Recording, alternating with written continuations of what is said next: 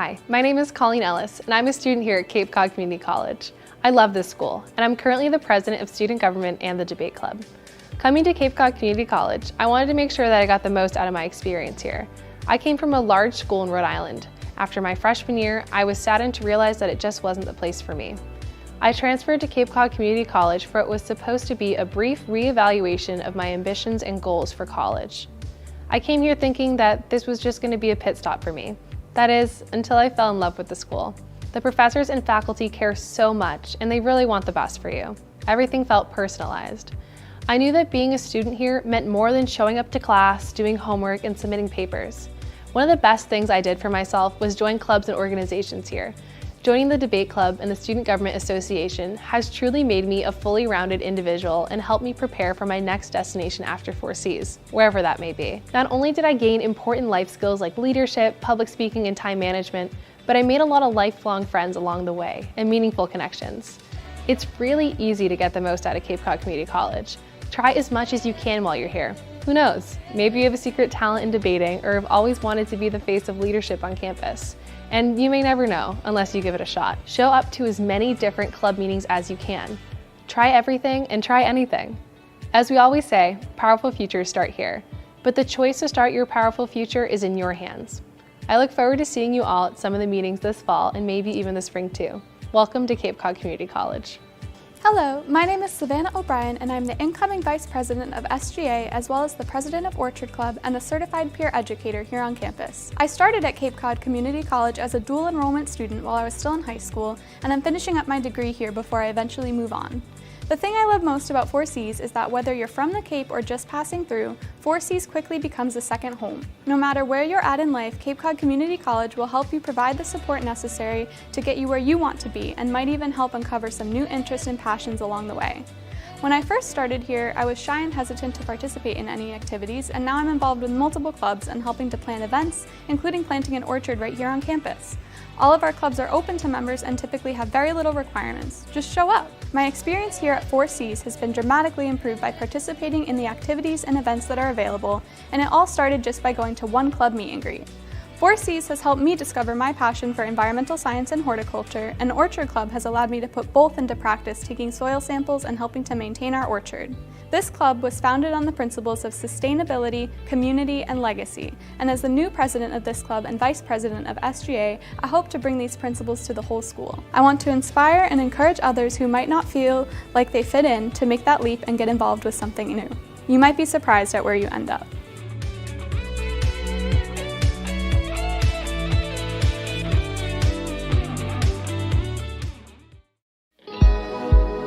One of the things that I love about this school in particular is that you really put yourself directly in the setting.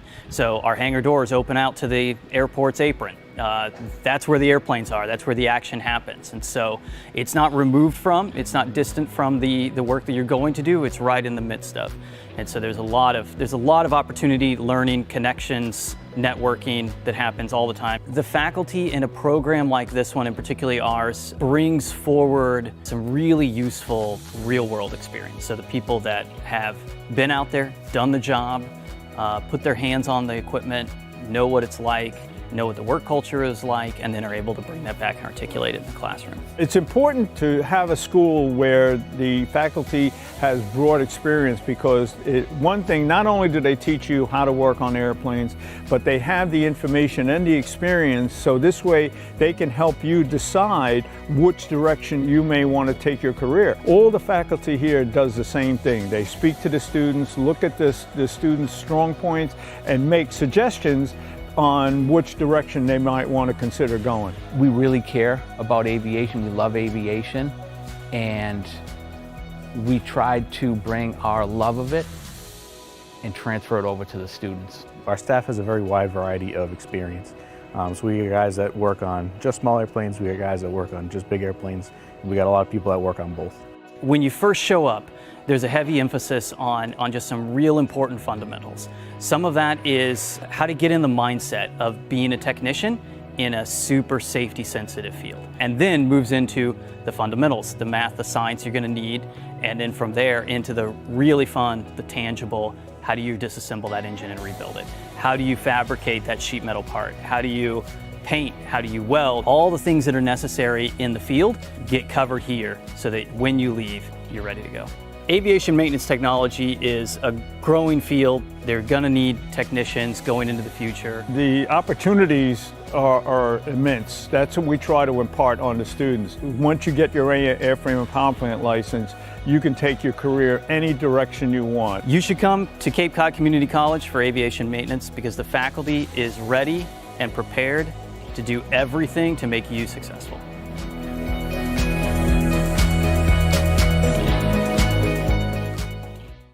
This is Cape Media News, your local authentic newscast for Cape Cod. I'm Gabrielle Rawson. Thank you for joining us. Education saved my life. I had signed up to go into accounting and I left a liberal arts major and was able to take that interest over to Bridgewater State University, where I ended up getting my bachelor's degree in English.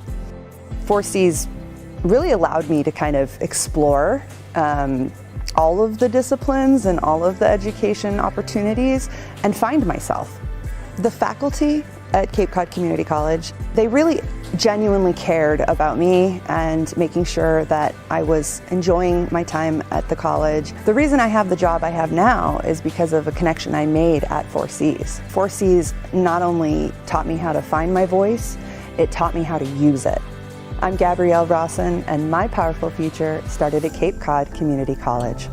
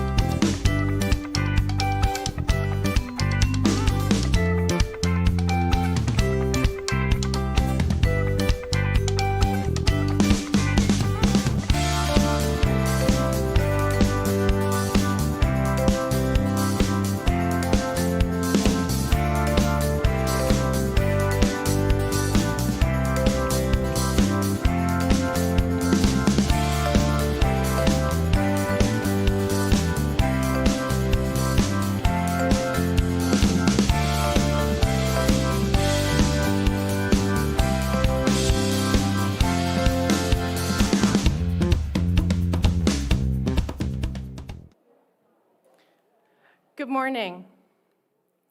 Welcome back to the fall semester, and thank you to those of you who drove in horrible rain and flooded roads. I am stepping in for Lisa Heller-Borgine today, who is unable to attend in person, so I will be briefly chairing the faculty meeting. We have a couple of agenda items. One is the approval of the faculty meeting minutes from our meeting in May. Is there a motion to approve? And a second? Thank you. All those in favor, please say aye. Thank you. Those minutes are approved. We also have to recognize our 2021 August graduates. Lucy Holmes is Lucy. So Lucy, I'm not sure how you want to handle this. Do you want to go to a mic and do a motion?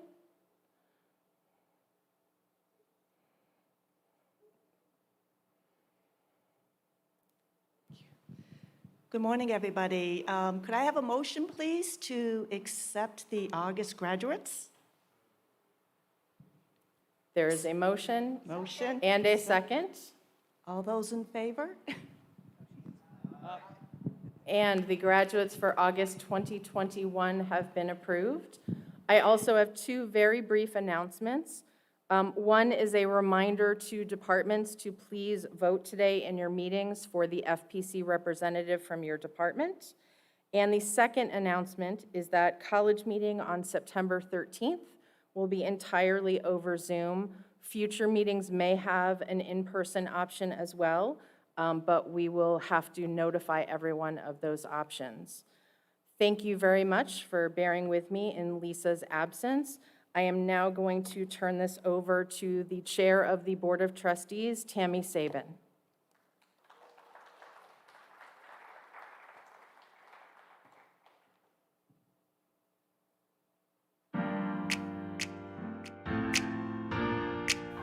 We've learned what it means to be resilient, how to look at adversity and overcome it. We've deepened our understanding of what it means to be compassionate and respectful human beings.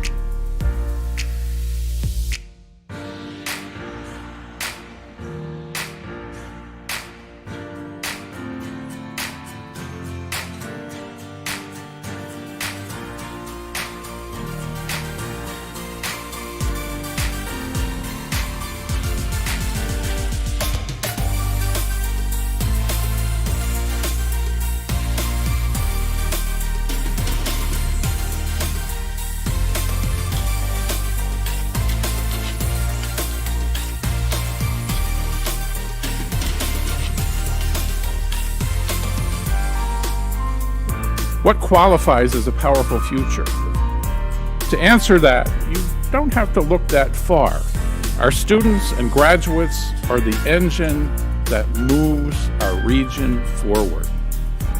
Working and supporting our community, driving the economy, growing professionally and personally, transforming our neighbors and our future.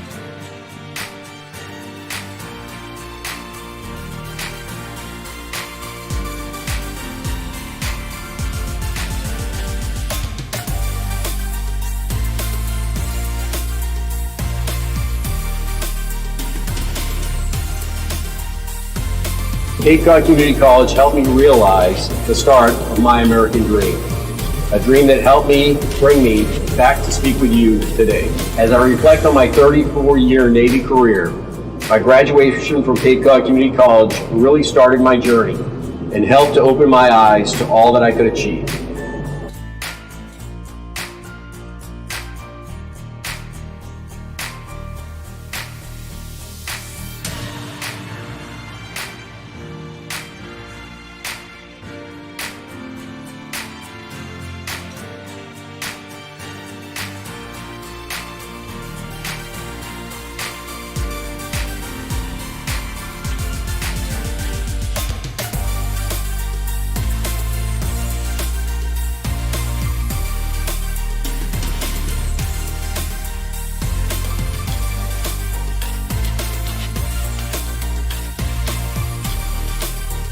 Let the world know who goes to Cape Cod Community College. Share your story and success.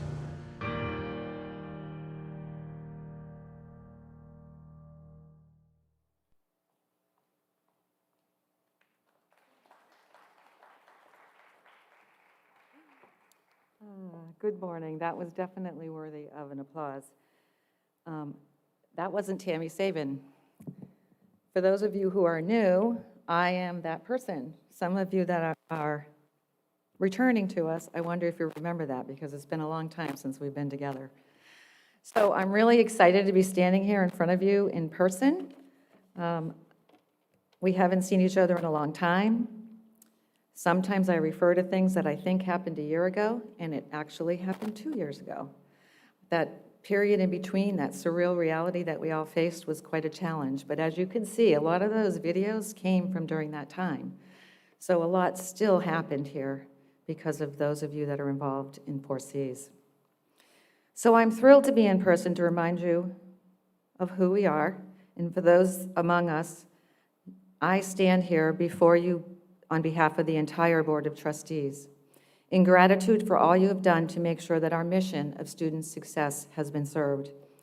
As I stated when we returned from winter break, just this past year, via Zoom, I might add, if we've learned anything from COVID, The experience that we've had taught us that the four walls of this campus do not make our institution. It is from the life-changing results of education that dreams and ambitions are realized. It is the sharing of thought-provoking facts, philosophies, interpretations, and ideas shared by the dedicated and talented professors and mentors that make up our college. That would be you, and we certainly appreciate it. You are the college, and through you, the dreams still and will continue to come true.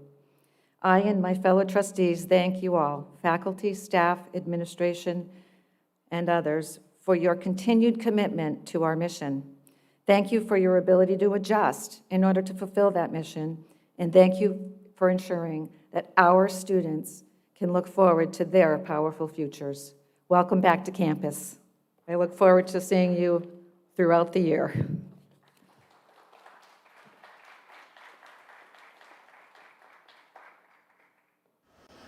Good day. Welcome to the Tilden Masterpiece Theater.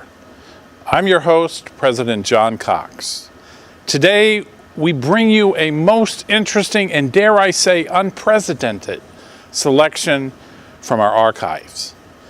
This is a tale called Remotely Interesting: The Masking of Cape Cod Community College.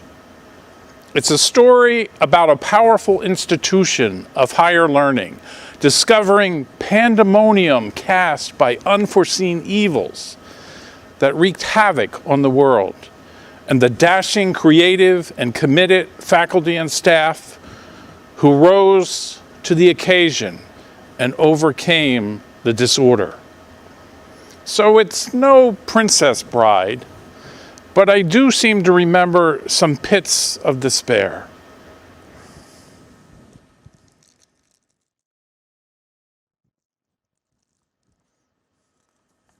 Let's begin. The year was 2020, the year of perfect vision. Students moved their way through spring with focus and precision. The faculty worked tirelessly, lecturing and professing. The staff enabled us forward, working and progressing. Then March came, but the eyes were thrown asunder. A mighty beast of COVID stormed in with a thunder. We know what happened next. The world, it went inside. But our work to serve our students was far too strong to hide. We took to the internet, to Zoom, to Teams, whatever it took to meet our students' needs. It wasn't easy, of course, not all of the time, but together we did it. We saw them to their finish line. In September, we did it again. We made our plans among the first to get ahead of the beast, faster than Dan Shea's hearse. Our students did what they do best. They persevered, they strived, always up to the test.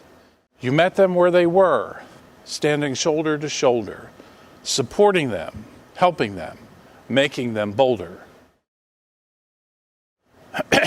Hey, it's the other boulder.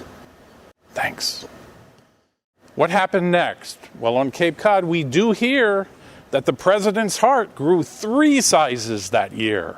As a community, we ushered in a revolution, or as Curtis Odom might say, our disruptive evolution. Our students, with their grit and their drive, once again discovered the way to thrive. They did it with tutoring, mentoring, and advising that made their goals clear. But alas, we acknowledge an occasional tear. It took a village, and that's exactly what makes us strong. I could list all your names, but this book would be way too long. Throughout these challenges, we've continued to fight as the college is positioned to take flight.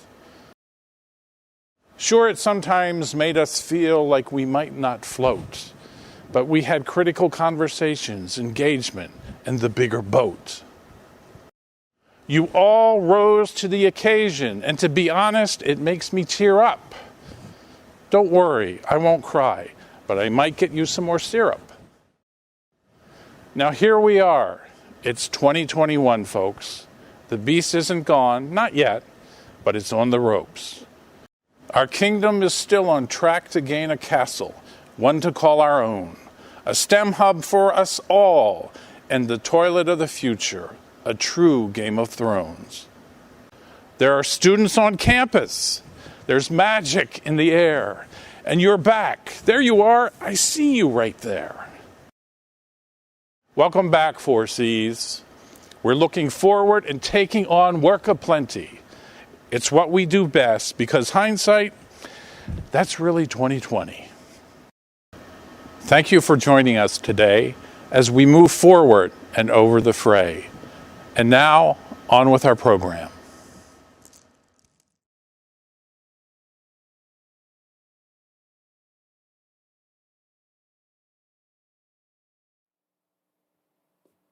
The things we do.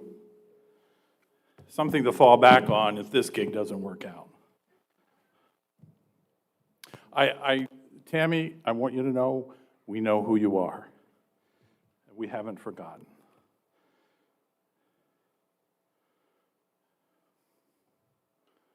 Also, my compliments to Andrew Nasser for doing the graphics and for pulling that off, a little creativity there.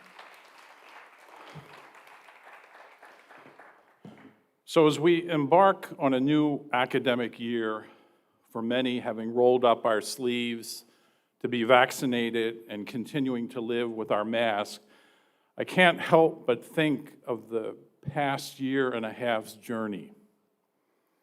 Dealing with the COVID-19 crisis, economic uncertainty, racial reckoning, a presidential inauguration, and political polarization. With all this, think about the professional development that was accomplished in a matter of weeks, decades worth of change requiring the speed and dedication of faculty and staff to become familiar with new technologies and pedagogical techniques to continue and improve teaching and learning remotely as we followed CDC guidelines. Think about it. 2 years ago, how many of us knew about Zoom or Teams?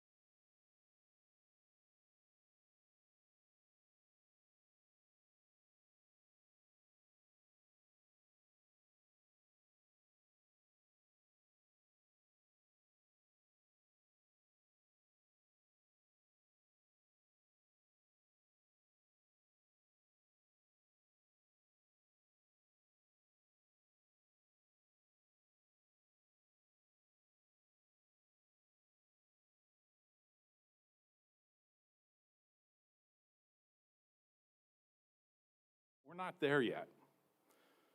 Similarly, my hope that our economic recovery, improved racial equity, and political polarization would be further improved remains a work in progress with plans underway. This morning, Chris Clark and Gretchen Nelson will highlight where we are in maintaining public health on campus as we continue to offer virtual and online options for learning. Our face-to-face operations follow the current national and state guidance. With the recent FDA approval of the Pfizer vaccine, I expect Cape Cod Community College, along with most other community colleges, will require students, faculty, and staff to be vaccinated by the start of the spring semester.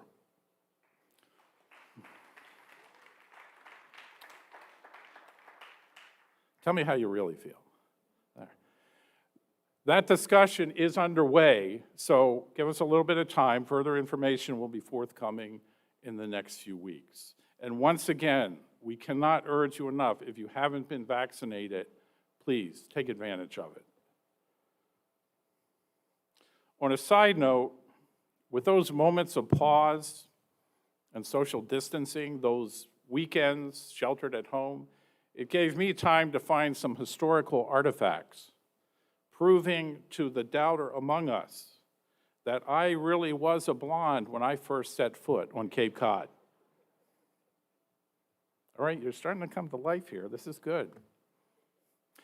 As our journey continues with increased focus on our community, I do want to highlight how our diversity has changed over the past 9 years. The data indicates our student enrollment has increased diversity, with a 67% increase in the proportion of total Latinx and students of color, changing from more than 22% of total enrollment in the fall of 2012 to a little bit more than 37% of enrollment in fall of 2020, as total enrollment did decline overall.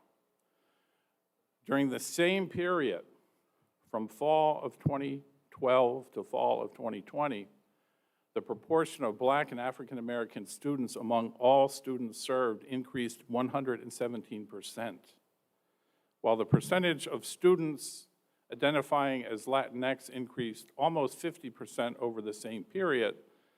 The total number decreased slightly with overall college enrollment over that time. We continue to encourage our students to report their racial and ethnic background in confidence as we measure the enrollment changes over time.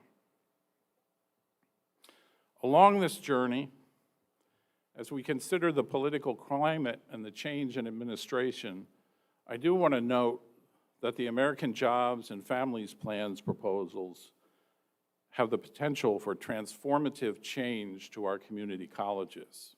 This includes tuition-free community college, under the President's proposed $109 billion of funding over 10 years for a federal-state partnership that would make community college tuition free in participating states.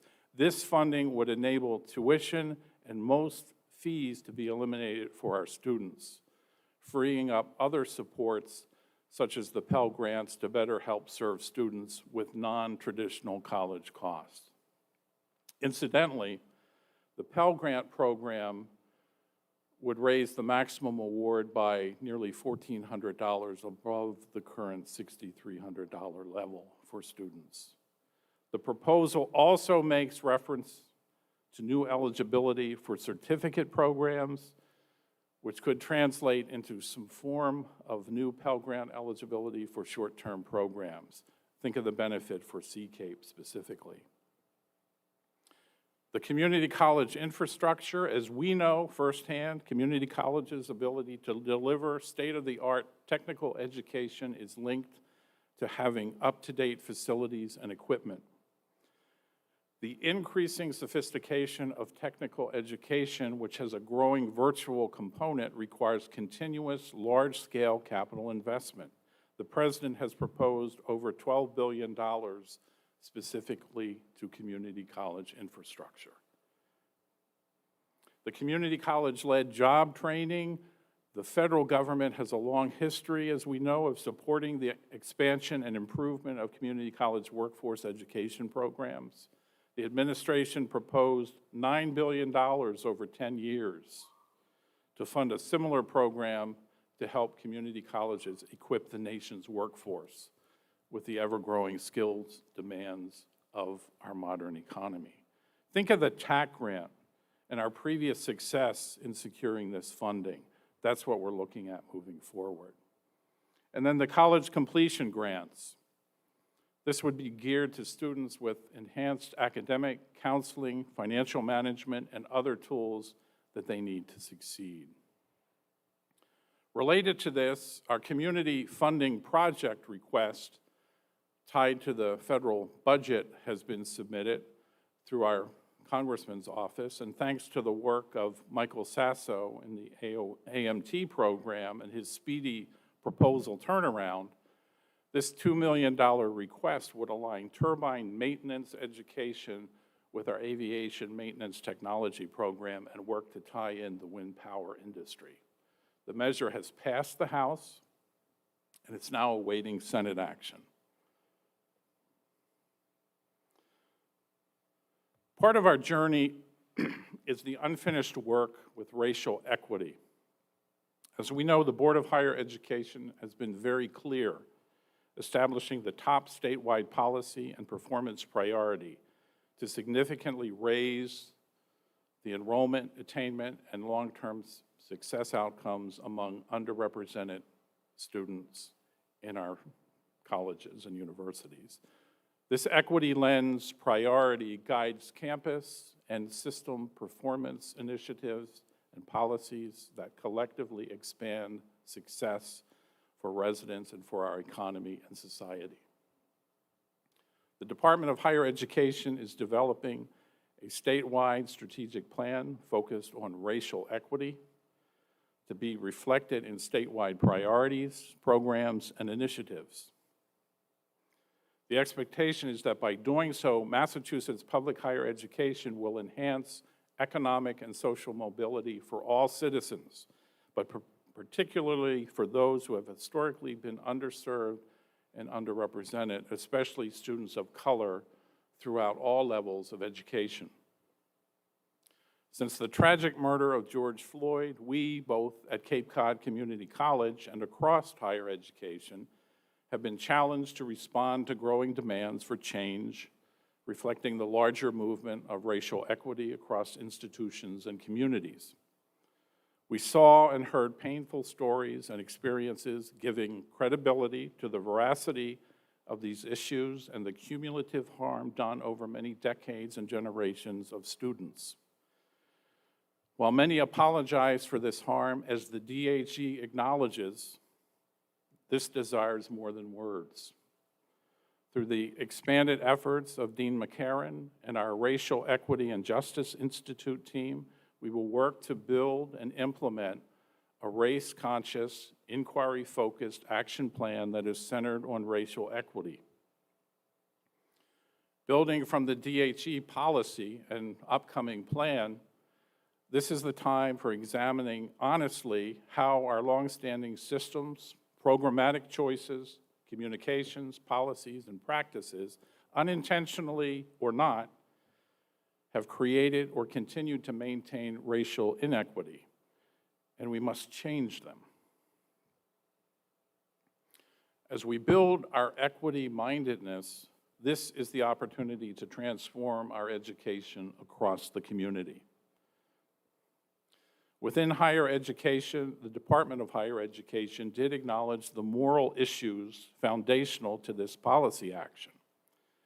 The big picture, at a certain level, despite superficial differences, can we not consider every person related through history, if not our brother or sister, at the very least a distant cousin, regardless of social constructs? This goes back to the big blue marble notion of living on this tiny planet, the only place in the galaxy known to sustain human life, recognizing that we have to do a better job of living among our neighbors and within our global community. There's a certain universalism and trust in our human capacity to relate to others outside our identity group that continues to draw us forward with the immediacy in seeing the success of this racial equity and justice movement. As the DHE moves forward in its planning, Cape Cod Community College embraces these efforts, recognizing our need to more clearly embody equity, dignity, belonging, and justice for our historically underserved and underrepresented students, faculty, and staff.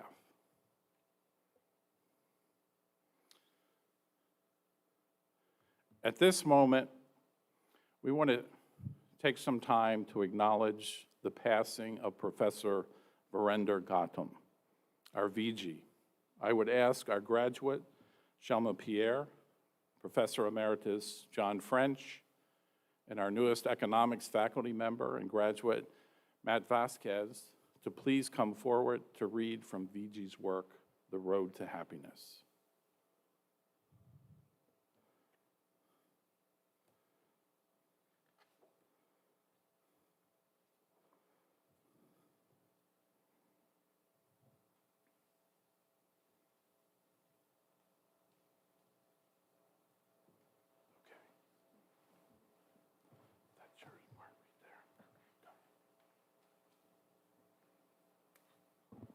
Hi, everyone. My name is Shelma. I graduated here in 2017, and I was a student of VG.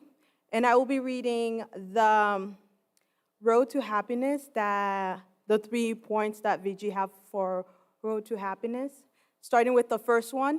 The first one is need to simplified life. Need to drop doing things that don't matter. Do things that do matter. Ask yourself, is this useful? If the answer is yes, work on it. Live in the present. We should live in the present as much as possible. If you worry about the future and get life insurance, that should take care of the future worries. In your mind,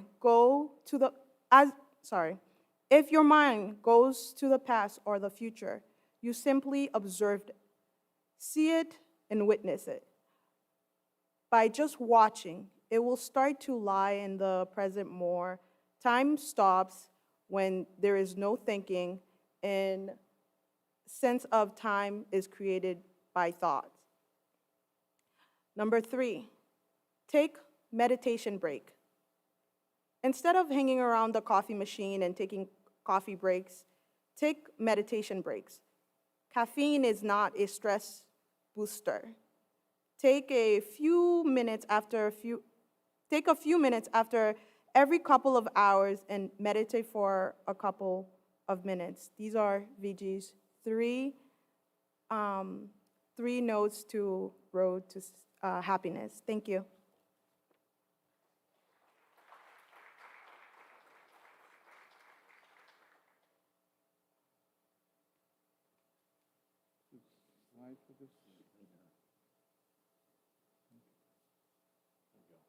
Thank you.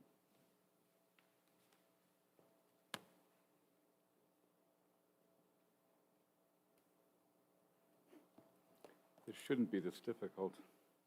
There. 3 further sayings from my friend and colleague, who I know we will again see someday. Learn to say, oh well. Let go of things and don't attach yourself to the activity that you are doing. If you miss a deadline, just remember what you need to say to yourself inside. Don't say, oh well, in front of the boss, however. If you make a mistake, learn to forgive yourself. Practice non-attachment. Don't glue anything to yourself, like your cell phone. Live freely. You are not your job, not the house, not the car, not the kids. Don't be possessive. Nothing lasts forever. The cause of attachment is usually fear. Welcome whatever thoughts that arise. Keep your awareness and don't analyze the thoughts. Good thoughts, bad thoughts have no significance. The mind is a thought-churning machine. Just observe and watch it. Remember, the cause of stress is in our own mind, so just simply watch it.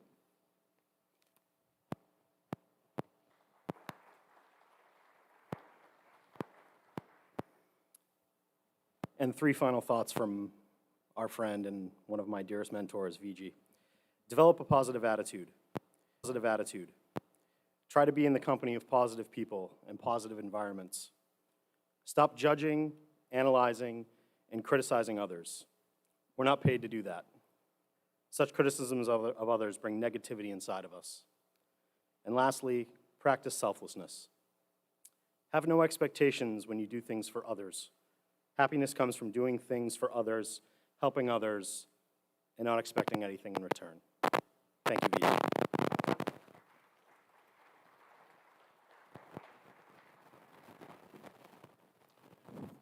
Thanks, Shelma, John, and Matt for that.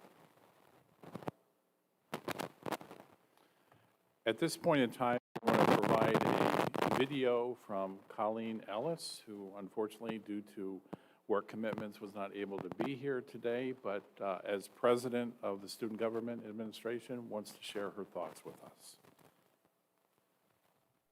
Good morning. My name is Colleen Ellis, and I am the president of the Student Government Association here at Cape Cod Community College. On behalf of our organization, I would like to extend the warmest of welcomes to each and every one of you here. I'm really grateful to be speaking here in front of you today. I like to think that I'm acquainted with some of you, as I have 1 year under my belt here at Cape Cod Community College. But if not, it's nice to meet you, and I really hope to see you on campus this fall. My name is Colleen, like I said, and I'm 20 years old. I love my 2 dogs, and I'm a lifeguard at Craigville Beach, which is actually where I am currently, as I am clearly not here in person, and this is a recorded video. The Student Government Association has a few goals for this year that we need your help with achieving. One of these goals is student engagement. Many students will go through college with their nose in a book and cruise on by, lacking enrichment from various clubs and organizations. It is well known that our faculty and staff here are so personable and they care so much about the students, and I commend all of you for that. It's true, the students really do trust you with their college experience during their time here at 4Cs. I probably would have never found my love for debating if my public speaking teacher never told me that I should give it a try. Or I probably would have yet to step foot on campus if I didn't catch wind that there was an orchard being planted on campus and I knew I wanted to get my hands dirty.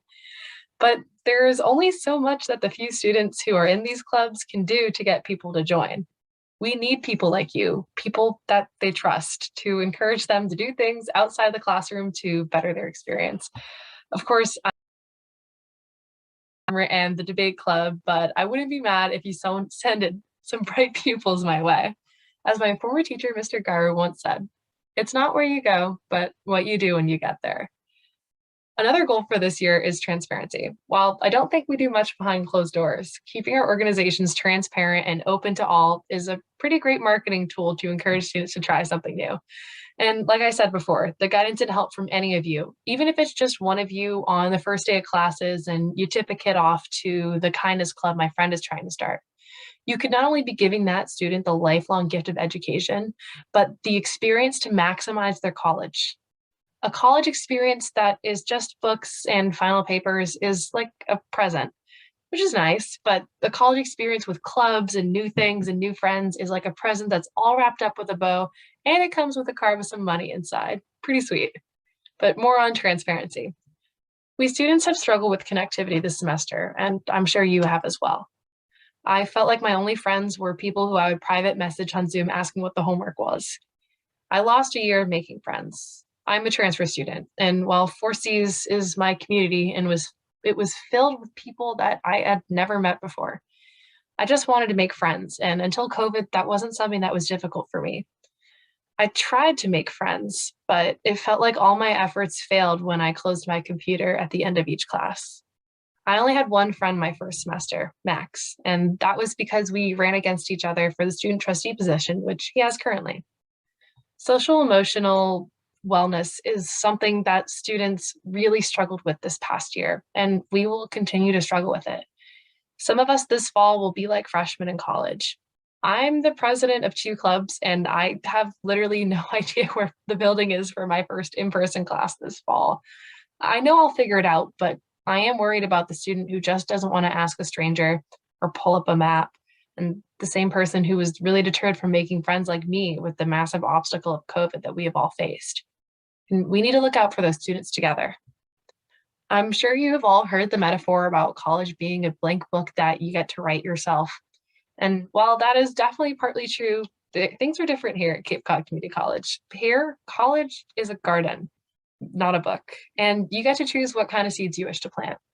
Maybe students this semester will plant a lot of nursing flowers and work really hard to tend their garden by studying and keeping up motivation, all the while taking care of some math plants over in the corner. Of course, non-neglected math plants. We took very good care of them. And for some of us, it's really easy to take care of certain plants in this metaphor. And some we really have to put a lot of work into not letting them die and to help them grow. And by the time the semester is over, the plant that I care so much for and struggled to keep from wilting will probably look the exact same as my friends who watered it maybe once a week. The difference would be the dirt on my hands. That dirt is the grit and the integrity and the determination to have a full and beautiful garden by the time I and all the other students graduate or transfer from Cape Cod Community College. 4Cs is full of faculty, new friends, and staff that have all the fertilizer, water, soil, and tools that we all need to grow our garden of education here at Cape Cod Community College. All we need to do is plant the seeds, stay engaged, and start powerful futures here together. Thank you.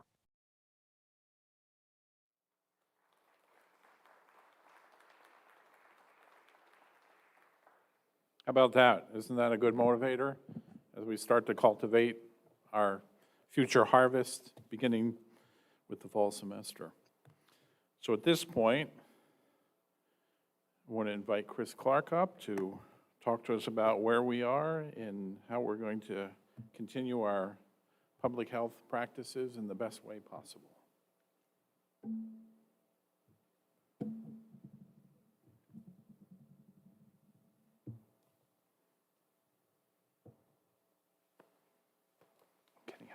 I'm unpacking. You know, first off, I just want to acknowledge it's so nice to see a crowd and to see people here. It's just last year I did this for the first time and I just spoke into the teleprompter and it was just kind of not the same experience. And plus I have to follow some pretty good acts, which makes it tough to begin with. First off, I just wanted to talk a little bit about our financial situation. Our financial situation overall has been challenging, obviously, from the pandemic perspective. But with the one-time monies that we've received from the federal government, we have been able to stabilize. The idea that we have is to try to use those one-time monies to continue us on, not just through the pandemic, but hopefully from FY23 and beyond. So we do have to position ourselves and be careful with how we use that money so that way as we move forward, we'll be able to have a stronger future together. I do want to just acknowledge something, and I'm hoping that everyone will be here in the crowd that I call out. You know, I came here about a year ago, and, you know, no one person does things on their own. You do it as part of a team. And I want to just kind of acknowledge that this is the second year for me of dealing with the pandemic. So the advice of what we've learned over the last year has been critical. And I think that we've done a pretty good job, and hopefully we can continue to do a good job. But no one person does it on their own. So if I could, I just want to acknowledge Joe McKinnon in the front row. Joe, if you could stand up. Joe and his team have kept us safe, and I appreciate that very much. Maria Padilla, the chief here? I thought I saw her. There she is in the back. Campus police, I think, have also been here throughout and have done a great job. Matt, I don't know if Matt Stoltzis is here, but the finance team has been here in part throughout the pandemic and have kept us going.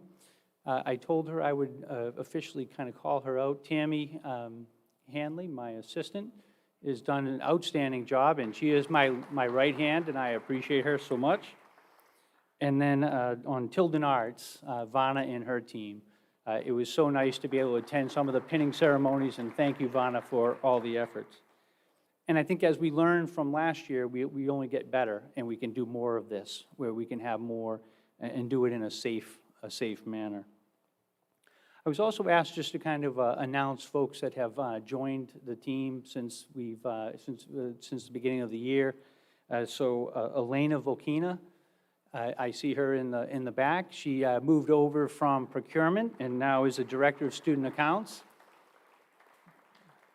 And we have two people from facilities that have are returning employees, John Lagarde over at the Hyannis Center, and the evening administrator is Gus Martinson. So we have welcoming them back. One of the things that we've done is due to the police reform, having police officers has become a very significant challenge. And we have kind of upped our game a little bit, and we've had people that we've hired on a per diem basis, so they come in just as we need them. But we've had institutional security officers that have also joined us, probably in the last 30 to 60 days. Kelvin Rodriguez, who is also a criminal justice program person. He was an intern, and now he is a institutional security officer. Luz Elsmar, she was also a criminal justice person and will be an intern. And we have Diane Parks, who was one of our former temperature takers and has joined us for institutional security officers, along with David Rudin, who I think David was the gentleman out front that you met on the way in, and then Indiana Bartlett. So I just want to welcome them. And you know, the nice thing that I learned is that you try to mentor people and you have people come into the organization and hopefully you help them get a job on the outside. And we were able to do that. Kamoy was a person who was also an intern that went on to get employment after he graduated. So I think it's a good tool to try to help people through the process.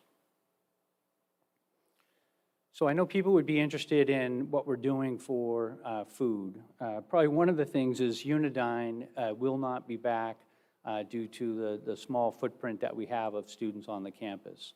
So what we are trying to do, we hope to have Unidyne back in the springtime. That's the hope.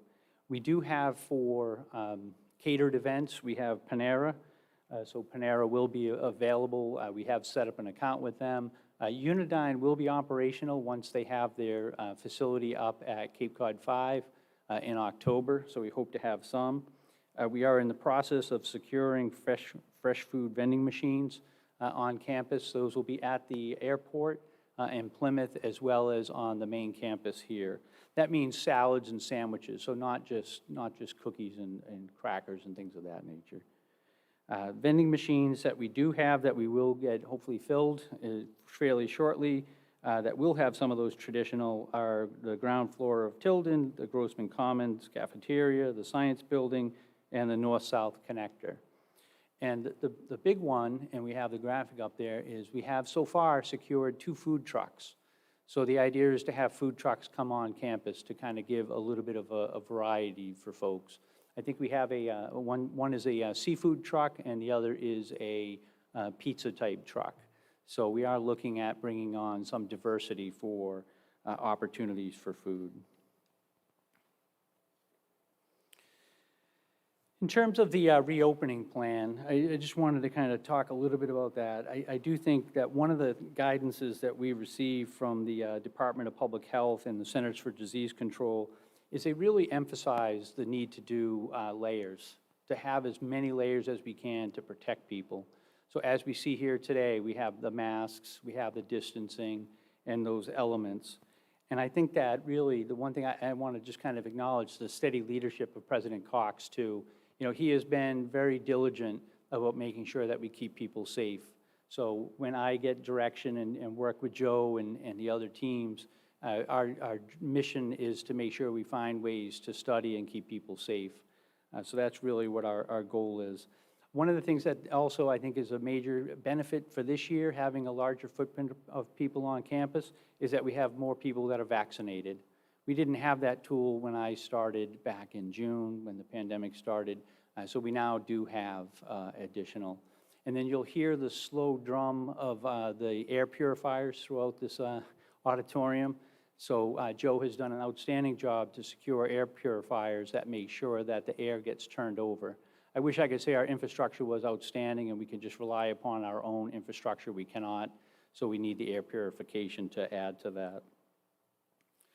I'm just going to run down some of these. The masking we anticipate will be through 2021. We will reevaluate certainly for indoors and close gatherings, outdoors. On the indoor distancing, it is 3 feet apart. The cafeteria seating, any kind of time you have the masks off and you're eating, the requirement is 6-foot distancing while eating. One of the things that we've tried to do is set up tables and chairs already in the classrooms and in the cafeteria to kind of have that. We would try to encourage people not to drag them over and kind of congregate. The idea is to try to maintain that spacing. Plexiglass barriers, we've done a tremendous amount with plexiglass If there are additional requests, hopefully there shouldn't be too many more, but please contact Joe and we'll accommodate on an individualized basis. For testing and vaccine information, we have developed, or I guess I've developed a pretty good friendship with the public health nurse and the town of Barnstable, as well as some of the emergency management folks and the hospital. So they do have testing and vaccine information are available, and you see the links up there, but barnstable-county-health.org and then Cape Cod Hospital. There is a chance that, I just got a call the other day, that they may come back on campus and do some vaccinations. So from the county perspective, we had that before, which I think was a larger public service, and that's a public service that we may be able to continue. On the COVID-19 vaccines, you know, one of the things, my wife is a nurse, and, you know, she really kind of studies up on this, and I think it's important to realize that getting a vaccine, you know, we're all still wearing masks because of the Delta variant, but it does prevent significant disease. So having the shot and getting the vaccination is critical to our overall health. So I can't emphasize that enough, that if you have the opportunity to get the vaccine, please do so. In the event of suspected or positive COVID cases, we do have, and this was some of what we learned during last year, that we have a COVID-19 reporting form, and we would ask that people fill that out. That is information that is provided directly to the public health nurse so they can engage in contact tracing. We actually, just for my own, I guess I wanted to make this observation. Last year, we did have this where I had numerous cases throughout the year, but I think the biggest amount that we had was probably 2 cases in the span of 1 week. So we were dealing with this, and we were able to navigate through the pandemic, and I'm very confident that we'll be able to do that again this year, again with a slightly larger footprint on campus. And that reporting form is on the website. On the sanitation protocols for all operations coordinated between faculty and staff and maintenance, obviously Joe and his team will do deep cleaning when we do get cases that do come up. A lot of times last year we had was more probable cases that didn't realize, which was, I think, a very positive thing. I did get a few questions too that I wanted to try to incorporate. We do have study locations, the cubicles that we will utilize. We have those now in the library, the commons, the connector, and the science building. So if people have time in between classes, students have time in between classes and they want to find a safe place to go, we do have those cubicles available for folks. I know there's kind of a lot of information, and we do have the details of the reopening plan on the website, so if you want to look at it. We do anticipate as well that this has been a moving target. I think there was about 2 or 3 weeks where we could be on campus without our masks, and then when we heard about the Delta variant, the masks were back. So we do anticipate that this will be a moving target. One of the things I also wanted to just kind of touch upon is just on the in-person and virtual events that we were able to do pinning ceremonies at aviation, dental, and nursing, and I think those went over pretty well. I think they were very well received by the parents of the graduates. But all attendees, in this case, in-person events, we are encouraging the wearing of the mask while inside. The seating is going to be fixed seating, such as Tilden. You can see we have the placards in between each of the spots so we can maintain some spacing. And for contact tracing purposes, we do have a registration component. So if something does happen, we can get a hold of the public health nurse and she can provide some guidance on how we keep the extension of any issues to a minimum. On virtual events, most virtual events will continue to be via Zoom webinar, live stream to YouTube, or on-demand pre-recorded video.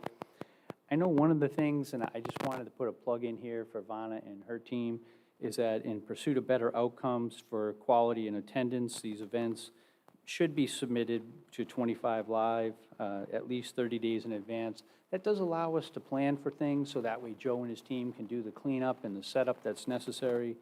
And then to provides time for creation of marketing materials. I'm sure Patrick Stone would appreciate more time to be able to market, and we want your events to be successful. So the point behind this is to try to have them be successful and done appropriately. On the masking plan itself, the college remains committed to providing a safe and healthy environment to help prevent inadvertent asymptomatic spread of the coronavirus. Any individual entering the college campus must wear a face covering that covers the nose and mouth at all times while indoors, including all classrooms, labs, and clinical sites. One thing on clinical sites, that's really out of our control. The site decides what the standards are going to be, so that is something that we have to work with for those clinical sites. And the indoor practice of distancing at 3 feet. On the masking plan, we do have certain exceptions. Some of those layers that I had referred to earlier do provide some protections. So these are some of the exceptions that we have when an individual is working alone in their office, faculty members who are recording a class or lab session alone in a designated space, employees who are conducting live stream sessions, when individual is drinking or eating with adequate physical distancing, the space that allows a person to remain 6 feet apart, and when the individual is outdoors and can maintain adequate physical distancing. Presenters on stage, you'll notice that everyone came up and they took their mask off. We do measure to make sure how far people are away from the presenters. One thing you probably won't see is any chorus or any kind of projection of voice. That way we make sure we keep people safe as well. On the enforcement of the masking requirements, we really hope that we get voluntary compliance. You know, that's really what we're after. We just want to make sure we keep everyone safe in this circumstance. But in those circumstances where people do not want to wear their masks, we just really want to encourage that people do so, or they will have to fall under the disciplinary policies of the college and procedures. Hopefully we can get through, and just with a courtesy reminder. I know one thing that works really well is just when I touch my mask, that's a good reminder to folks that, oh, I don't have my mask up or I don't have my mask appropriate. But there are going to be some circumstances in which people will seek to have an exception. And in that, any student or employee who would like to request an accommodation pursuant to the Americans with Disabilities Act should contact, and I'm going to invite her up shortly, the Title IX ADA Coordinator, Gretchen Nelson, and her contact information is up there. And at this point, I would like to invite Gretchen up to continue on with that process of how to request an exemption. Thank you. Can I just interrupt and introduce Gretchen Nelson as one of the newest members of the team in the President's office in her new role, taking on Title IX and ADA compliance. Gretchen, thank you. Thank you very much. A warm welcome. So as you heard, my name is Gretchen Nelson, and I am the new Title IX ADA Coordinator for the college.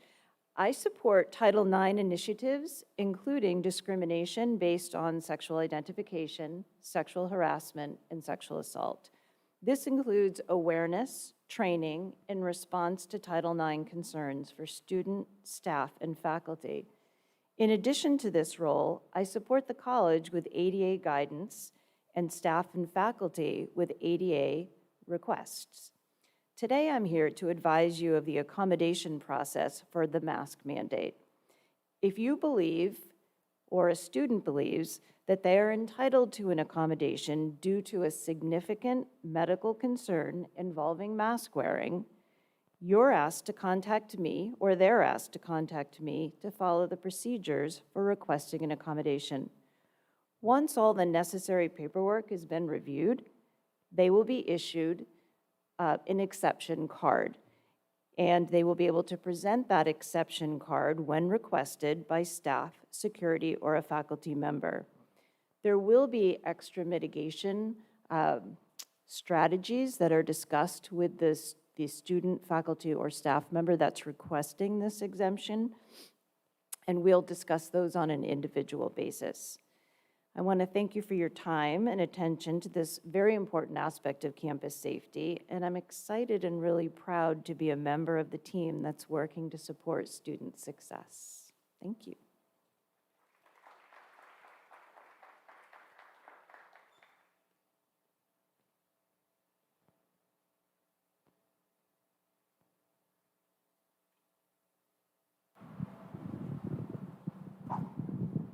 We want to welcome our interim Vice President for Academic and Student Affairs, Sue Miller. Okay.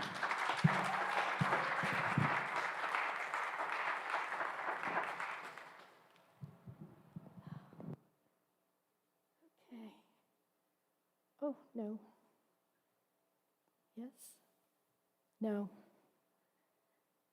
Help. This is what has changed in 3 years since I retired. The technology, but that's okay. If somebody could help me find my place, thank you. It's an honor to be back with you for a little while until the new Vice President of Academic and Student Affairs is identified. This morning, I sent a message to the college community that outlined all the new staff folks who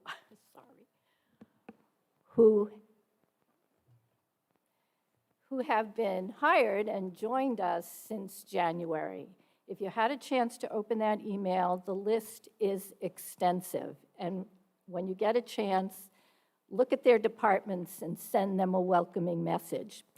In addition, a number of folks have come on board just since June 14th when I arrived.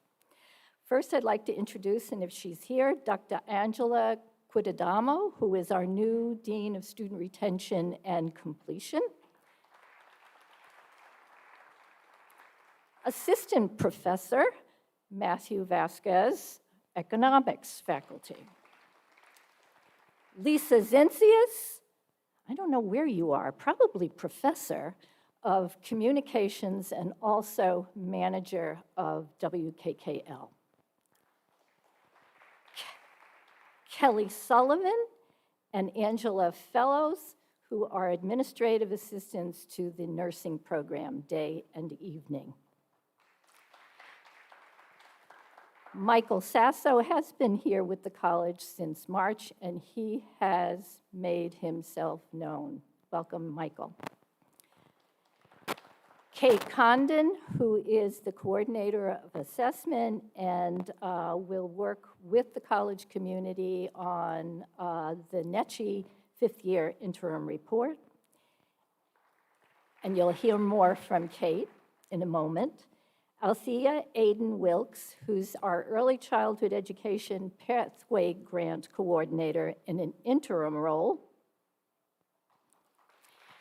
And I am pleased to say that HR is completing the onboarding process for additional faculty, one in business and hospitality, and two in evening nursing, and you'll get to meet them soon. A couple of updates, just of things. As Dr. Cox mentioned, the ability for this campus to pivot to a digital world has been remarkable.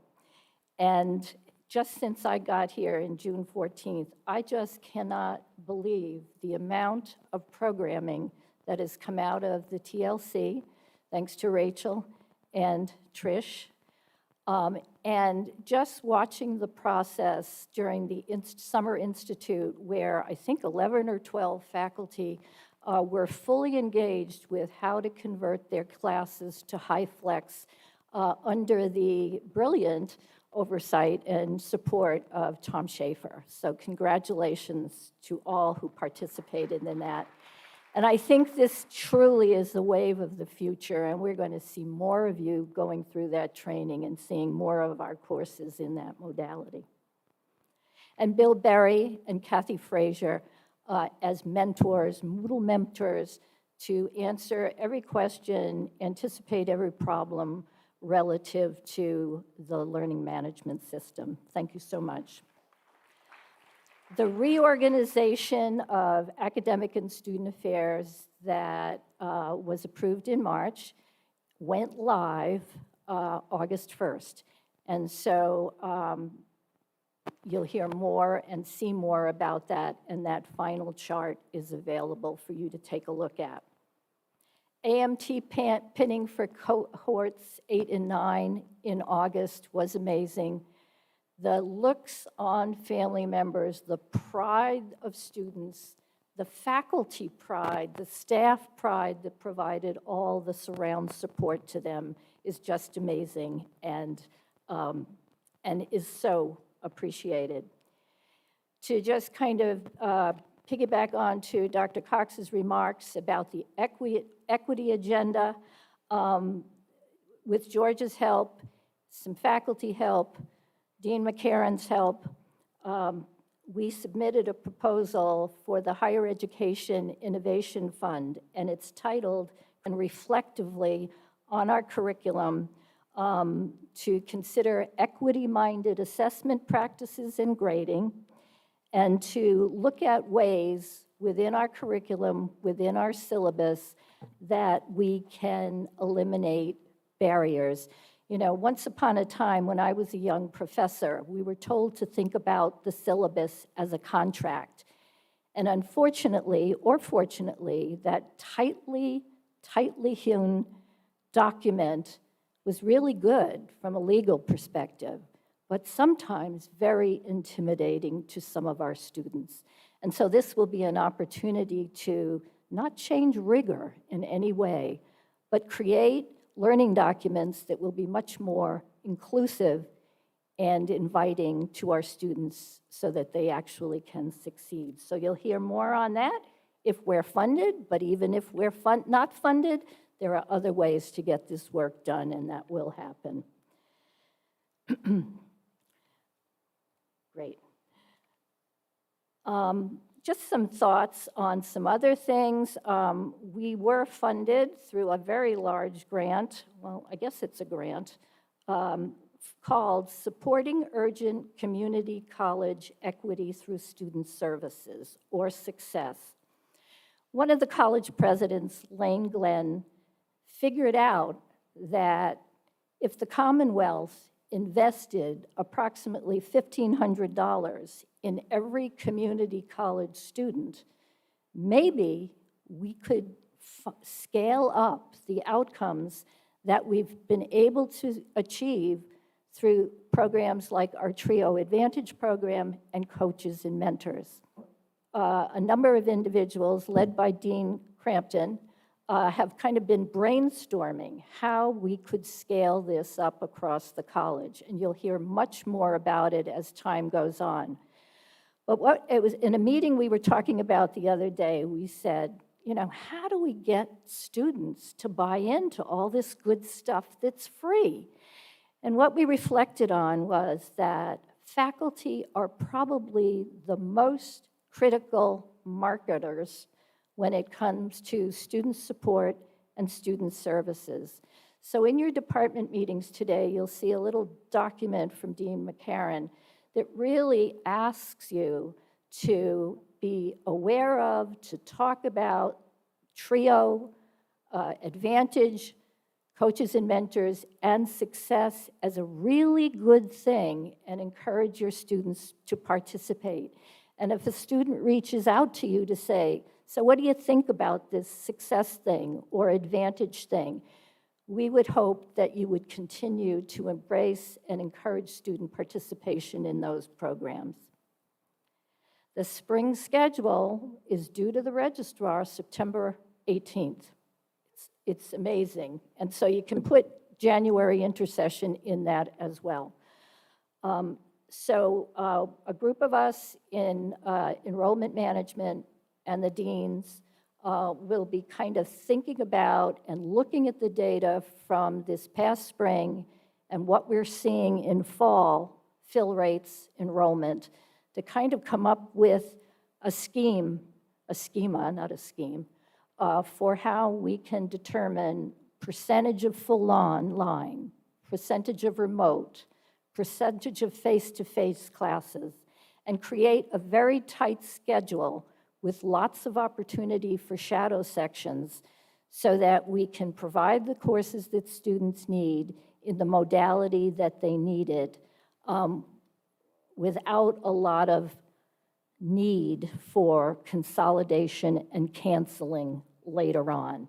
And if you've had a chance to look at the total fall schedule yet, very liberal, I shouldn't say that, we were very conservative in what was canceled, and the deans did a really great job working with faculty to consolidate sections when were necessary, but we did very little canceling. So that's a really good thing. Other issues on the horizon that will fall to the leadership and coordination of the new VP, but you should kind of put them out on your horizon. Open educational resource course marking. That's a mandate from DHE. It's going to happen. It will be a process. It will be an inclusive process, and you'll hear more about that. PLA, prior learning assessment, is continuing in its evolution, and we need to expand opportunities for students in that arena. So you will hear more about that and have an opportunity to participate. We've worked on collaborations with Monomoy High School, and as late as the other day, New Bedford High School on articulation and dual enrollment. So that's really exciting. We're also on Martha's Vineyard next fall as well. The ongoing inclusion work with Bridgewater State University as well as the Massachusetts Consortium continues, and we've got a wonderful cadre of faculty and staff who are leading in that work. Just a couple of thoughts on interactions with students and each other as we start the new school year.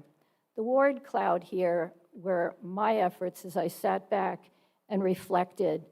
I wasn't here last year, but I was very involved in K-12 as a school committee member.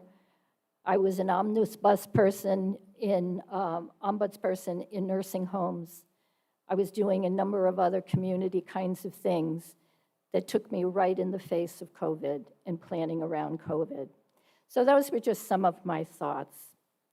We as a community of educators and people who support our students in many ways have experienced an incredible 18 months, personally and professionally. As I said, I took some time to make a list of the emotions I experienced, and I'm sure you individually can identify many others. What I've learned from my own experience of the last month is that there is no certainty, and the only certainty is ambiguity. And we've got to be able to go with the ambiguity. And some of us and our students continue to struggle with this ambiguity. And I'm sure Dean McCary will talk about our efforts in regards to students. It's under these circumstances that we join to welcome each other to another academic year. We need to come together and foster a healing community for our students, colleagues, and ourselves. I'm a nurse by training, and so healing is very much a part of what I am and what I do. Anne Marie Cano, okay, you need to tell me which one moves the slide. The down arrow on the keyboard, okay, got it. Hallelujah. Anne Marie Cano wrote about how to be a healing leader during these difficult times in an article in August in Inside Higher Education. But we, faculty, staff, maintainers, all of us on this campus, in this community, are leaders in our own domains. Cano describes several healing behaviors and practices we can be intentional about in our interactions with others.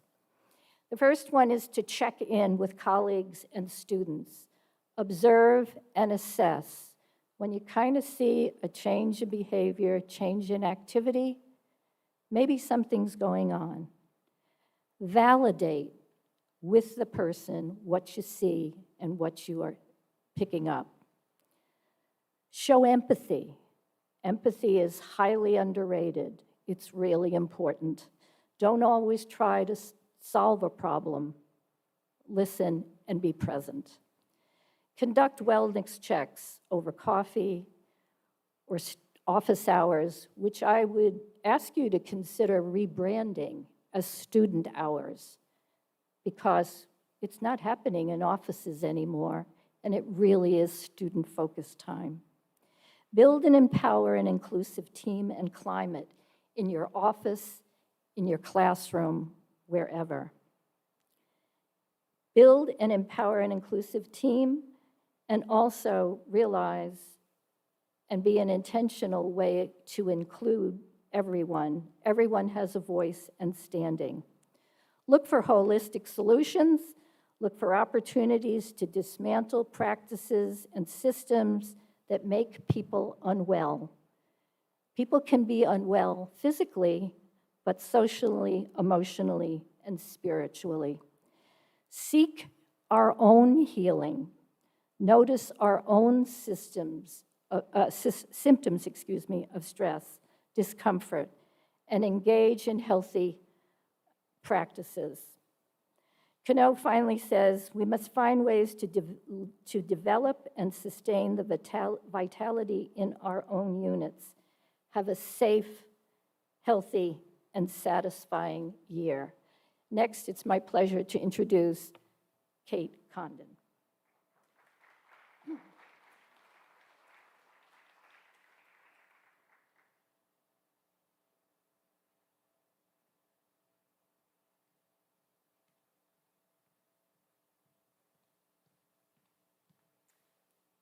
Hello, everybody. Thank you so much for having me here today. Rick, thanks for the down arrow tip, because I wasn't sure how to do that either. So I'm here today to talk a little bit about assessment and where we're at on our campus. There's two main stems we're going to talk about today. One is sort of where we're at in the assessment system, as well as some notes about our NECHI fifth year interim report, which is coming up all too soon, although the date says 23. We have about a year to work on it. So I've been busy doing a lot of different projects and assessment, working with different materials that we had here on campus from previous assessment coordinators, working with colleagues from around the state who've been very helpful in helping me set up and troubleshoot some of the initial issues we've come across. We're trying to create some sort of a system that will allow us to seamlessly go into reporting, as in for NECHI. So following the E-Series forms and the Data First forms that I'll talk about again in a minute. But also using feedback from faculty and staff who I've met with over the last year, including our assessment times last spring, which were all held virtually. And overarching all of this is the most recent strategic plan. So making sure that whatever we're doing to collect assessment information aligns with that strategic plan. And a shout out to our early childhood ed and funeral services programs. Thank you, Dan, for helping me look at how accreditation works in some of our individually accredited programs. Again, to try to create something that will help fill in lots of different boxes. So quick assessment cycle reminder, and if you Google assessment cycle, you'll see 20,000 different versions of an assessment cycle. This is one I put together that's, I hope, really simple and easy for us to talk about. So as we go through the assessment cycle, we want to start with some sort of an intention or a goal, and you'll hear that word again later. And then we use that to drive our planning phase, right? And then in our classrooms, I also teach here, so thinking with my faculty hat on for a minute. We do a lot of planning, we get ready as we are for next week, and then we get in and we actually teach, right? So we have the instruction step.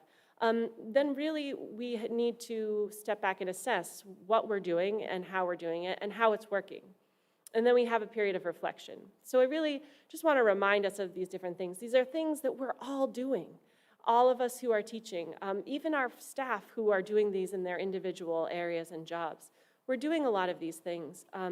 In that reflection phase, we're thinking about improvements, and then we're going back into planning. This cycle happens over and over again. What we need to do is we need to get better at systematically documenting it, because we have not done a very good job of this in the recent past, and it's something that is going to come up very quickly as something we need to make progress with. So this is my silly slide, because I'm kind of silly. So one of the things that drives me crazy about assessment is this whole idea of closing the loop, right? And there's been a lot of emphasis in the past on how when we do assessment work, we need to come back around to that improvement phase, right? Like the back end of the cycle. But I want to sort of remind us, like even this perfection loop, which is an angler's knot used for fly tying, notice that it has lots of different loops in it, right? It's not just one loop. So we're not talking about one assessment loop. We're not talking about some perfect loop that we're going to close and then we're going to be done. This is, it's more like many different loops, sort of like a loop stitch that we make a bunch of them and then sew it into or crochet it into this nice little loopy lamb, right? So we need to create lots of different assessment loops on our campus, both on the faculty and staff side, to be able to show how we are making institutional improvements. And this is really driven by our accreditors. And then the other silly picture I threw in here as a nod to art and some of my other musical friends, right, is a looper. So, you know, if you think about like setting down a rhythm, what we hope to do and what I hope to help lead is setting a rhythm for assessment so that it is predictable, it aligns with our other jobs and responsibilities, and it's something that we can continue to play year after year. And when we come up on our next big self-study, we'll have a large composition that we can draw from. So in that light, we have a couple of assessment days. I've been playing academic calendar bingo. Anyone else with kids? I'm sure you're doing the same thing, where I take my calendar and their calendar and looking at all the dates and the vacations. So maybe you've already noticed that we have a couple assessment days in our academic calendar for this academic year. They'll be in between the end of exams and graduation, and it'll be a chance for us to come together and work on a few different assessment veins. These are still tentative plans, obviously, or hopefully, obviously. All of this will go through our new chief academic officer once we get a new vice president in. So that'll be one of my first tasks once we have somebody. But the hope is to have one day of those assessment days to focus on program review and sort of digesting those data dashboards that will come out of institutional research. Again, thinking to the strategic plan, this would be specifically our new program review process, which is something we're piloting. And so look for some more information about that forthcoming. And then one day to work on assessment of institutional student learning outcomes and cross-curriculum assessment. The good news, there's no more weave, yay! I know I did faculty professional development about this software program Weave for a couple of years, and it was difficult, it was clunky, it took a lot of training time to get people to know how to put things into it. It wasn't very efficient for getting things out of it. I think it was really nice for reporting. Now that I'm seeing it from an assessment coordinator side, that part would be really nice, but what I'm really hoping to do is find something that takes a lot less time for faculty, so it minimizes the effort of entering any information and then maximizes use of that information. We will have use Microsoft Forms to be able to collect this information that we'll then digest together in groups on assessment days. And we'll also have a place for archive data in SharePoint or Teams. And I'll show you a mock-up that we're using for the NetGE site here. Again, all of this is sort of recently happening and dynamic and fluid, so this is just where we're at right now. In between assessment days, I intend to send out monthly, bi-monthly emails with some training resources or helpful hints, how to be thinking about assessment in your regular work. And with each of those, I'll send out a brief survey or form using, like I just mentioned, using Microsoft Forms. And this is going to be the beginning of our documentation of change. As I mentioned, we're doing all this. We just need to do a much better job of documenting it. So what you'll find in the follow-up from today, when you see my email in the next couple of weeks, will be a couple of questions about what have you changed for fall? I know looking at my classes, I've made a lot of changes, partly because I'm going to be a new HighFlex instructor, so I've had to kind of retool my class, but even if you're not changing modalities, many of us change things every semester, and we just need to make sure that we document that. Also making a nod to sort of why we've changed it. Not just that we've made a change because it seemed like the best idea at the time, but what evidence do we have that allowed us to move forward or think about this in a new way? And then I'm also going to ask you to set some sort of an intention for this next academic year. And all of this is working behind our next accreditation step, which is our NECHI 5th year interim report. So I'm just going to have a couple of slides here to tell us a little bit about what NECHI is. Those of you who worked on our last comprehensive review, that was a NEASC review, right? So NEASC is now NECHI. And this group is made up of elected member institutions, and really this is a voluntary system of ongoing evaluation. This is what allows us in many ways, from my perspective, to keep the doors open and show our legitimacy and credibility.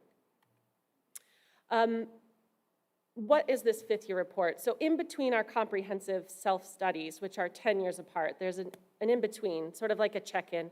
It asks us to look back at the last 5 years and to project forward for the next 5 years, what we expect might be happening at the institution. The report is only 50 pages in length, exclusive of the appendices, which will tend to be pretty long with all the forms. And really, we will be responding to the areas of emphasis that were noted in the 2018 accreditation letter that we received from NECHI after our last comprehensive review.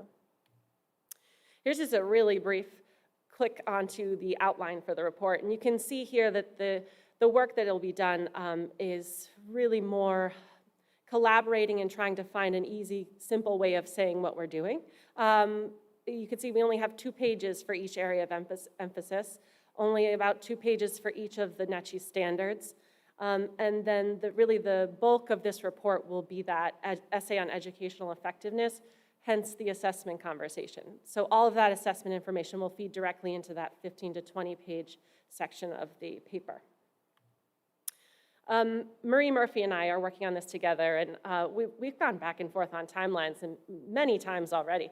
So this is one that Marie put together for today. I think one of the things we wanted to point out is while the due date for this report is January of 2023, by the time we get a group formed, we'll have about a year to put this paper together. We also have the opportunity to send in a draft, so we plan to do that in November of this next coming year.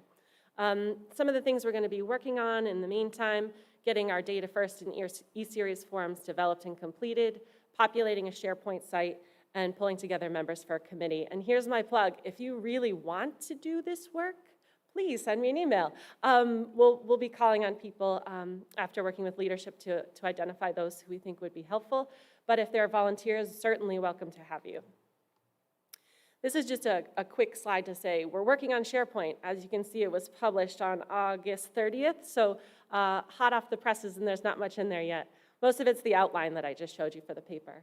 But we'll have a lot more information about how we'll share documents coming up over this semester. So lastly, I just want to sort of, again, plant that seed of an intention. I think it's really important to go into the year thinking of something you might want to reflect on in May, right? So if we're going to all come together in May and have assessment day, let's just think for a second, and again, when I send you an email, hopefully you'll respond and say, this is what I wanted to work on, and then we'll circle back around to those in May. Plan for how you want to meet that, that intention. Gather some sort of evidence, whether you're looking at student work or rubric scores, or even some sort of a survey tool.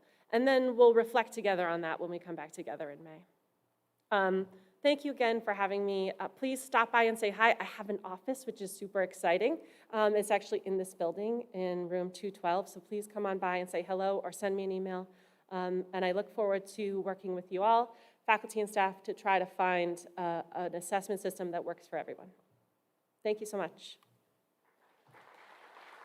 Next, I'd like to introduce Dean McCary for an enrollment management update.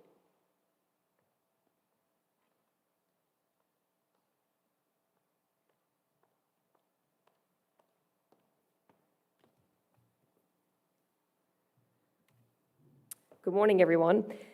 Welcome back, faculty, and welcome to Convocation to all faculty and staff, especially the new members of our team. I'm pleased to share with you some key updates from enrollment management and student wellness, as well as institutional research and planning. So to start, I would like to introduce our newest member in the IR area, which is Ellen Scott. Ellen worked for many years as a software developer and a systems analyst for a small consulting company in Marston's Mills. And she began her work here at 4Cs as a data analyst in IR and planning in late April. Ellen is enjoying learning about higher education and working with the data to meet the needs of the college community. And we're glad to have you part of this team. So thank you for joining us, Ellen.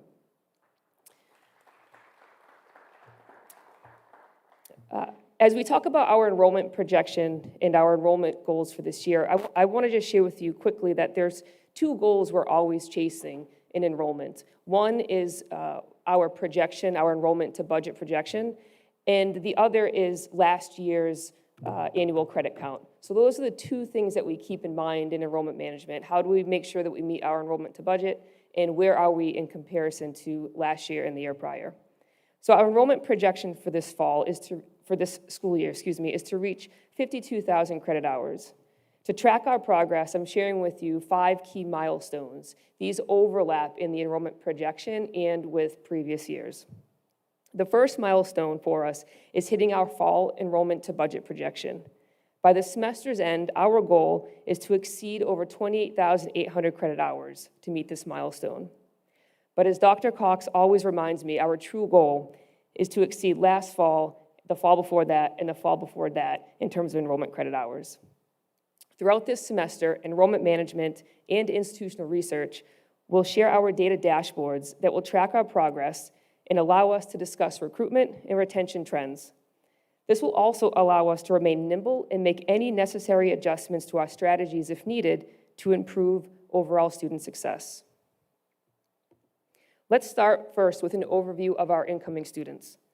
Incoming students come through the admissions pipeline and fall into 3 categories. One is a first-time freshman. Those are students that are brand new to college. The second category are the readmitted students.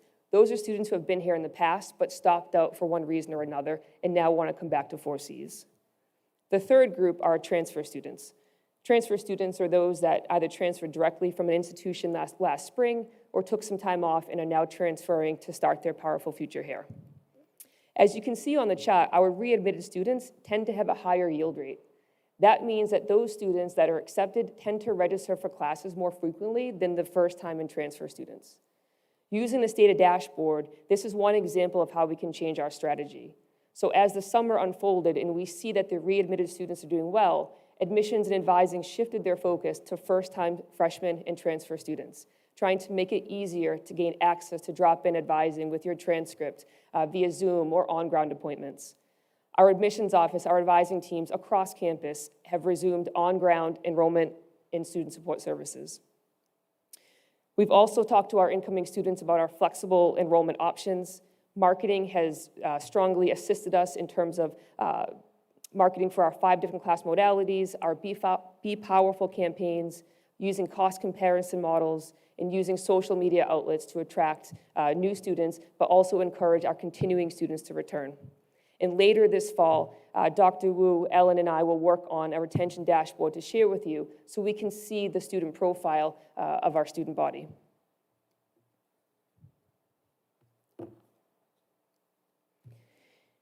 Our daily enrollment report really highlights and captures our credit hours and our head count leading into the first day of the semester. This is the chart that you see up here. The trend lines you see on the screen show a comparison of this fall to fall 2020 and fall 2019. While we are currently showing that we are down 7% in credit hours and 6% in students, we are 87% of the way towards our enrollment projection. This is where we talk about the 2 different goals that we're chasing. So first goal is to get that 87% of our projection to 100% by the close of this semester, which I'm confident that we can do.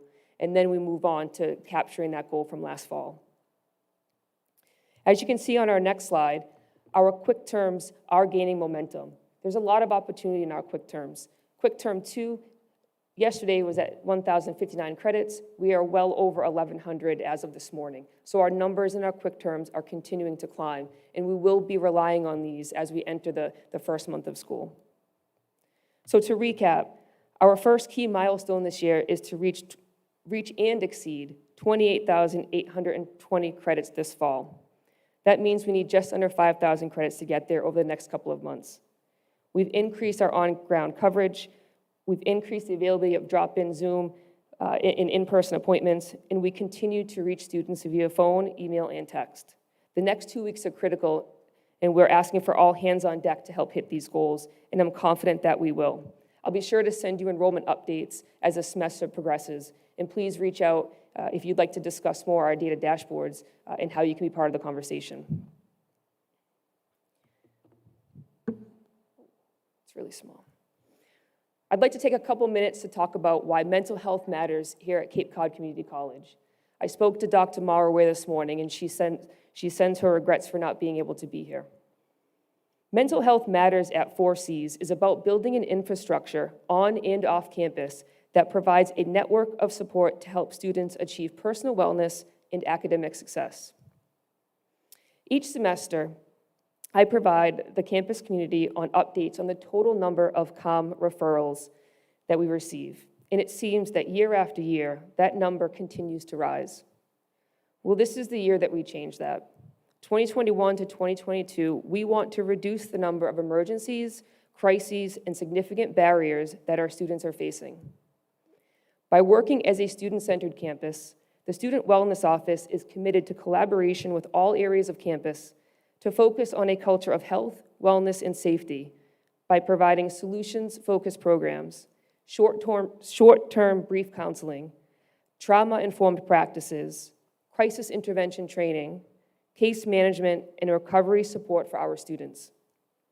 If we can continue to collaborate and embed behavioral health support through educating our community on mental health and continue to increase our network of support on and off campus, we will in turn have a more healthy and safe student body, and we will be contributing to overall student retention and success.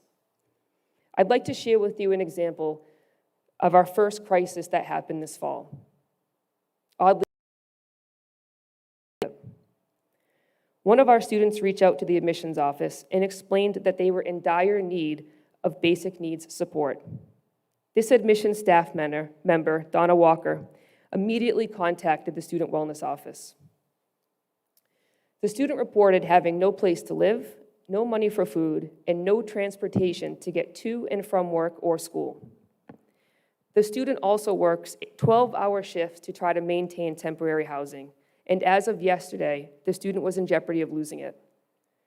Within 12 hours, the student was able to access mental health services through our 24/7 support line. The student received assistance from 4Cs to relieve their basic needs support of food and water, and was able to secure 4 days of temporary housing through funds provided by the Foundation Office.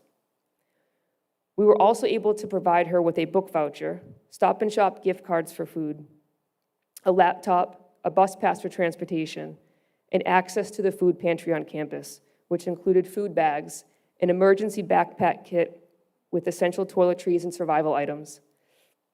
And I want to note that the emergency backpack kits were put together by our students, Active Minds Club, Wellness and Recreation Club, and Collegiate Recovery Programs. A great example of students helping other students and the importance of our connections with support services on and off campus. The student was forever grateful and is looking forward to starting class remotely on Tuesday. The student will remain in contact with the Wellness Office through case management and is looking forward to securing permanent housing on Monday.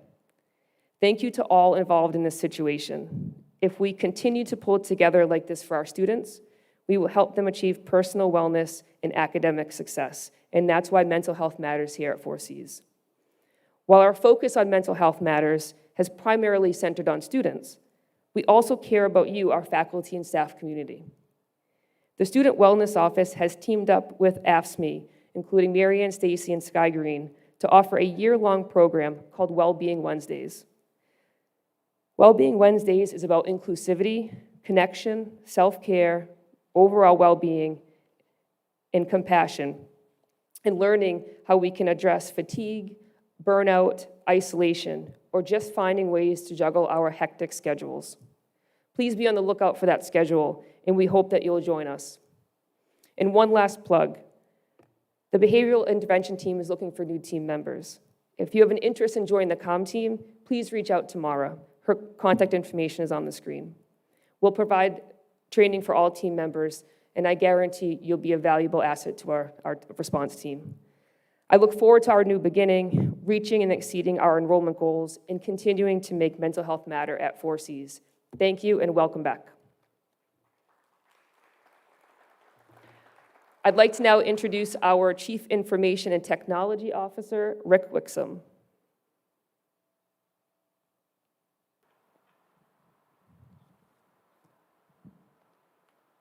Before we have Rick Wixom start, I would like to announce that due to the delayed start of Convocation, the committee chair meetings scheduled to start at 11:30 will be delayed to 12:30. My colleague Mary Beth Levenberg has been communicating with those entering the Zoom meetings so that there is a general awareness. Committee chair meetings will begin at 12:30. The lunch time will be extended for availability for all, and department chair meetings will start an hour later as well. Thank you. Good morning, everyone. I'm going to give a brief overview of some of the things that are going on in the Information Technology Department here on campus. I do need to start off with some sad news. Recently, one of our team members, John Avis, passed away. I'm sure most of you know John. He is a 36-year Massachusetts Community College System employee. He started his career at Mount Wachusett Community College and worked there for 13 years as a computer lab technician. He then came to 4Cs and worked another 23 years here, and most recently as a technology specialist too in my department. John was very well liked by the campus community. He was easygoing, pleasant, unassuming, and always a pleasure for me to work with.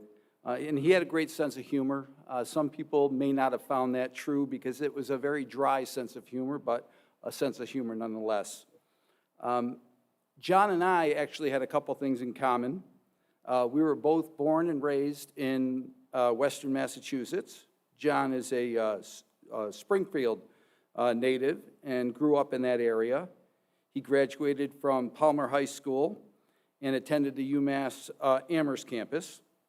He also served in the Army, and then he attended and graduated Mount Wachusett Community College with an associate's degree in computer science before he began his work there. The other thing John and I had in common, as does Paul Alexander, we are Yankees fans. I must admit, though, that John was a much more avid Yankee fan than I was. His office looked like a shrine to the New York Yankees. He had literally thousands of pieces of memorabilia in his office dedicated to the Yankees. And I will show you a quick picture of what I mean there. Yeah, it was amazing. We have probably a good 3 or 4 days worth of work trying to box all this up for his family, because they do want it to remember him by. I tend to believe now that the Yankees' success over the past few weeks is partially related to John's passing.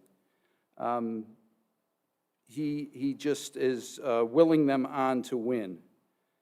I'm sure many of you have great stories about John and his time with you guys.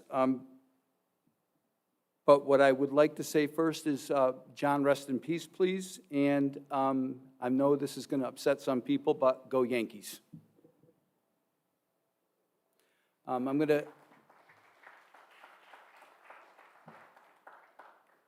to do a little bit more cheerful information now, and that's about our new employee, Chris Griffin. Chris joined IT back in early May, right before he graduated from 4Cs with an associate's degree in IT networking. Chris is an Air Force veteran, and he was stationed in Germany for 3 years. and he currently lives in Wareham. I'm sure you guys will get to know him as you call in for any of the issues that you might be having. So the president has asked me to also give an update on the status of cybersecurity at the college. Back in June, early June, the DHE contracted with a company called Barry Dunn to do a network assessment, a security assessment, for the 15 community colleges and 9 state universities, excluding the UMass system. The assessment that they did was limited to 4 areas, 4 controls from the Center for Internet Security controls. There's 20 controls altogether, and they focused on these 4, which actually is about 37 different subcontrols within those controls. As you can see from this initial assessment that Barry Dunn did, we fared pretty well in some categories and not so well in others, notably Control 6 and Control 20 we kind of fared poorly in. Having seen this, the president, along with IT, decided to fix this problem. So we have recently done an update, thanks to Patrick Stone and Andrew Nasser, on where we stand now. It's only been a little over 2 months now. And as you can see, Control 6 is virtually completed. That is the control that does the monitoring of our system. So we, through the Department of Higher Education, they purchased a security incident and event monitoring service for the college for a year. So we are able to input all of the information, the security information, into a database in the cloud and have people from this company, Sigilant is the name of the company, review that for us and send us alerts and reports on that. So that's going very well. We had that up and running probably 2 weeks after this report was, the initial report was given to us. And then we are currently working on an engagement with another firm to do all of Control 20. And as soon as we can get that finalized, we'll get working on that. So hopefully we will be in a much better security posture in the very near future.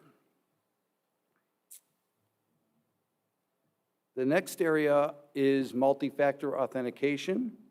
Oh, it doesn't show the initial thing, but that's okay.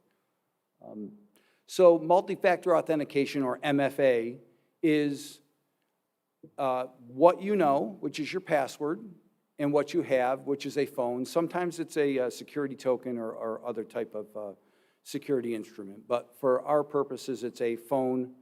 And it does provide added protection against any account compromise. We have seen a lot of that in the recent past where people's accounts have been taken over, and we saw a spat of phishing emails come through, and we're trying to resolve that situation, and we believe that MFA is the way to do that.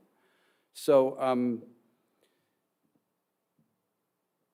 we are currently using 3 different types. As I mentioned, you can get a phone call, you can get a text message, or you can download an app on your smartphone, any of those 3, and I think you can actually have multiple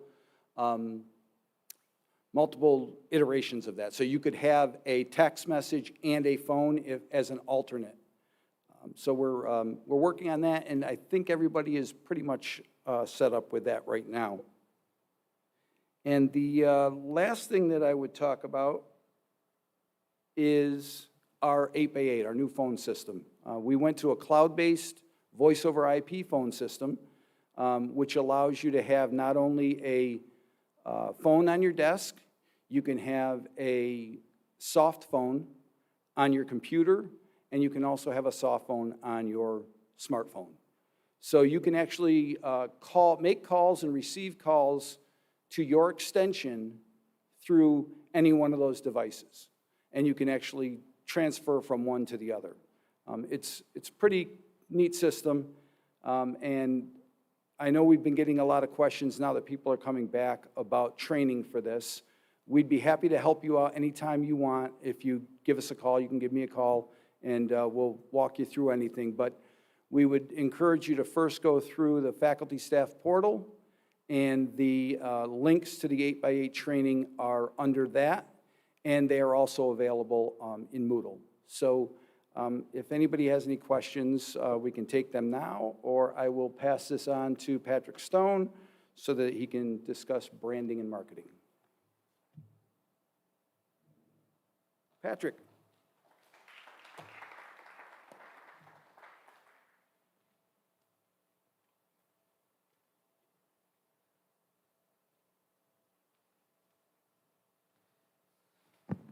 Good morning. I am shorter than Rick.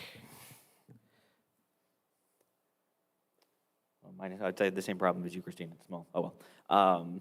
Thank you all for being here. It's a little bit of a Michael Buffer moment for the thousands in attendance and the millions watching at home. Thank you for joining us this morning for Convocation. I just wanted to talk very briefly about strategic marketing and communications. Really more of as a refresher about what our department does and how we can serve you. So a refresher for those of you who we've had the opportunity to work with, and an introduction for those of you who are new and we haven't had the opportunity to work with yet, and we're looking forward to it. So this is tough to see, but this is really an overview of what the Strategic Communications and Marketing Department does and what we handle for the institution. So that's publications for the college, both print and over the past 18 months, obviously a lot more digital, promotion of events and classes and different opportunities happening for students on our different college channels, which we've grown a lot over the past several years. So that includes the new on-campus monitors that you see, which we're firing back up for the first time in a long time. Our social media channels, use on our mobile app, the 4Cs mobile app, which our students use in droves, constant contact email, and we collaborate with enrollment services on text messaging as well. We do original photography for the college. You've seen that sort of throughout some of these slides, and you saw that in the opening video, a lot of those photos. Andrew Nasser, who you've heard his name a couple of times, he's the Assistant Director of Visual Communications for the college, is also our photographer. So if there's a need for photography in the classroom, around campus, for events that are happening, let us know, and we're very happy to support that. Similarly, we do the graphic design for the institution. We work on video projects. And if you were here or at home, if you had the opportunity to watch the opening video, we've become basically an animation studio over the past 18 months as we've had less happening on campus. We've taught ourselves how to do a lot of cartoons and do a lot of video projects. So we're also available to do that. Like and subscribe to that YouTube channel. We have a very active YouTube channel for videos. So that includes things happening on campus to student and alumni profiles. Christine referenced earlier the Be Powerful campaign, which is our marketing campaign, is entirely built on student testimonials, both current students and largely more recent graduates that tell the story of the college. And we have those videos as well. So the student alumni success stories. We do the college's advertising, both broadly and then individually for programs that have grants that bring advertising dollars in, or programs like Project Forward. We do advertising for CCAPE as well. And we manage the content on the website. So if there's pages that need updating or need creation, we're the place to start with. And these are just some examples of flyers and digital flyers and the original work that we do. The reason we talk about this is because we have a very comprehensive brand standards guide, and this is very important, especially to those of you who are new to the institution, to take a look at. It's on the website. If you search brand standards, it'll bring you to our page where you can find both the brand standards guide, the college letterhead, the college PowerPoint template, and the logo.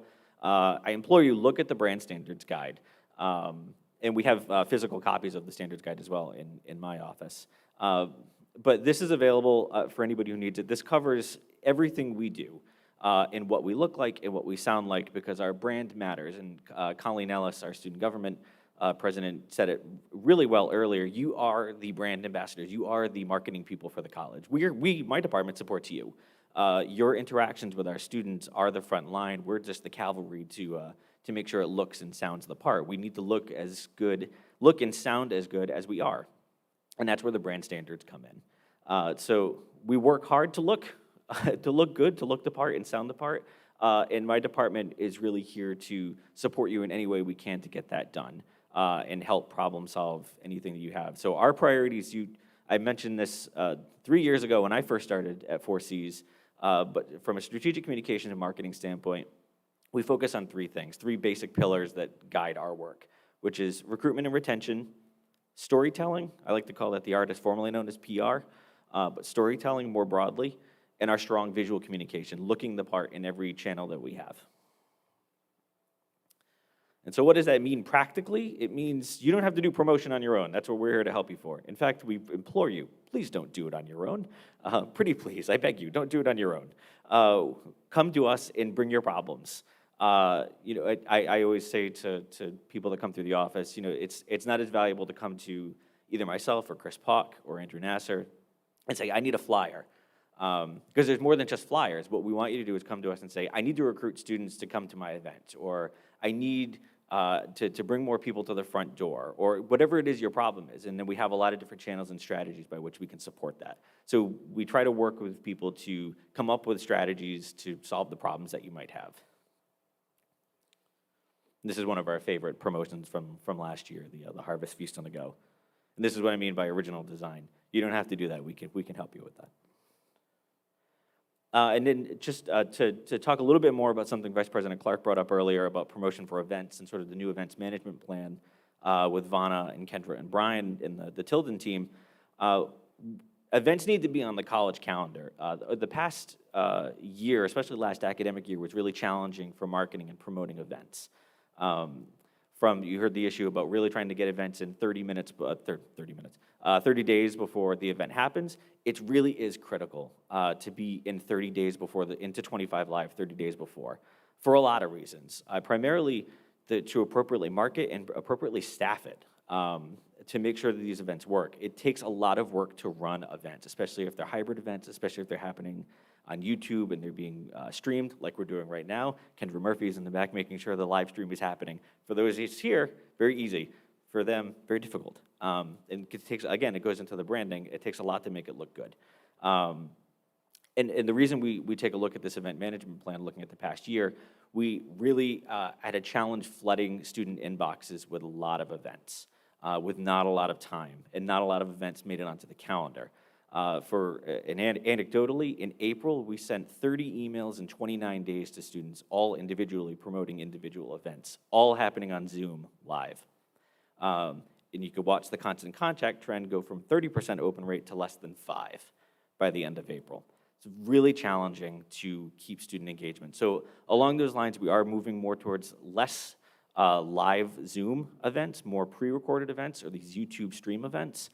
Based on data, when we surveyed students at the end of the semester, more than 80% of our students reported that they would much rather watch videos that were more on demand. So if you're gonna have an interview where there's not a lot of interaction with the student, we can pre-record it, market it, still send it to our students. It's not requiring them to attend live, and they're still gonna be able to watch it on their own time. Along this line, we'll have a more robust events calendar that we can point our students to, so we can get more in the channel of marketing and promoting the calendar and making that a more important service to the college, which will be promoted twice a week from the Tilden team. So when you start that 25 Live process, you want that 30 days before the event, and really your materials ready 14 days before the event. Again, that goes into sort of quality checking of your events, promote the materials in it, your PowerPoints and so forth. And it also allows my team to help support you and actually create the marketing for it, which it provides us enough lead time to be able to work with you individually. And that's really it. We snuck ourselves into the opening video. So that's the three of us. If you have questions, please reach out to us. We're happy to work with you and just talk through this process or help you with the branding or understand things, or if you just need help with your email signature, whatever it is, please bring your problems to us. We're really happy to help work through them with you. My emails, though, are Chris Pock, who's the assistant director, and Andrew Nasser, our graphic design dude. He's available as well. Any questions?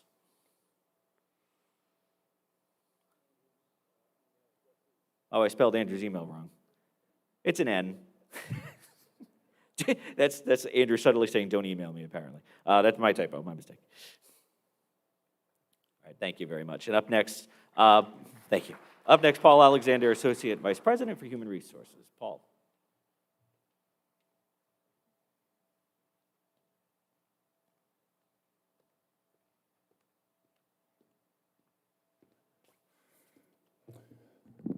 Greetings, everyone. I'm taller than Patrick, but I'll be shorter on stage.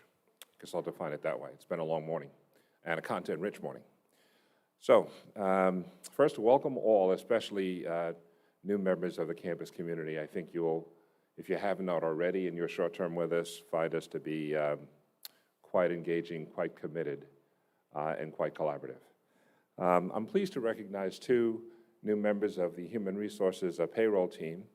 Susan Paul, who I believe Susan is not here today. She's working at home. She is the payroll and benefits assistant, and our new payroll manager, who is Abigail Olander, who is here in the back. Stand up. Thank you. Okay, who had the, I may say, had the unenviable task of assuming the role of someone who had been here for 20 years and has done an incredible job in making that transition. So, thank you, Abigail and Susan. Also, just for information's sake, the telephone numbers for the department have not changed.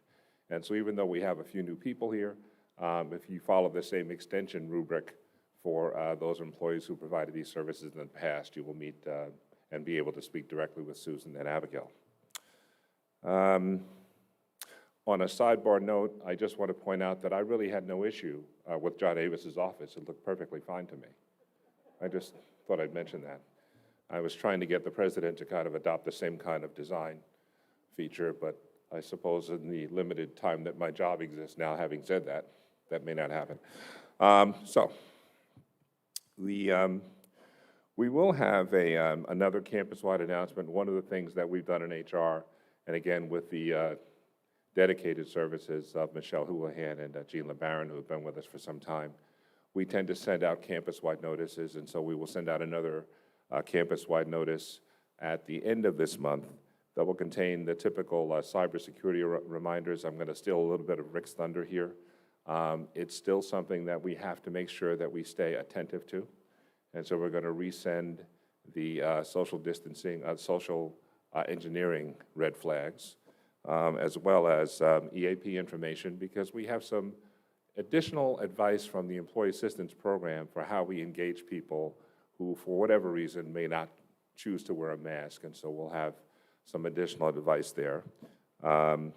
We will recirculate the college's anti-discrimination policies, and there's another list of what are called Clery CSAs, or Clery Campus Security Authorities. This is the college's compliance with the Clery Act, it's federal law, and it'll be a list of employees that any one of you in the campus community can bring any report of a crime to their attention, because the college has a responsibility through the campus security authorities to take this information and make sure that it's properly investigated. So that's the end of my brief presentation. At this point, I'm going to turn the program over to back to President Cox. Thank you.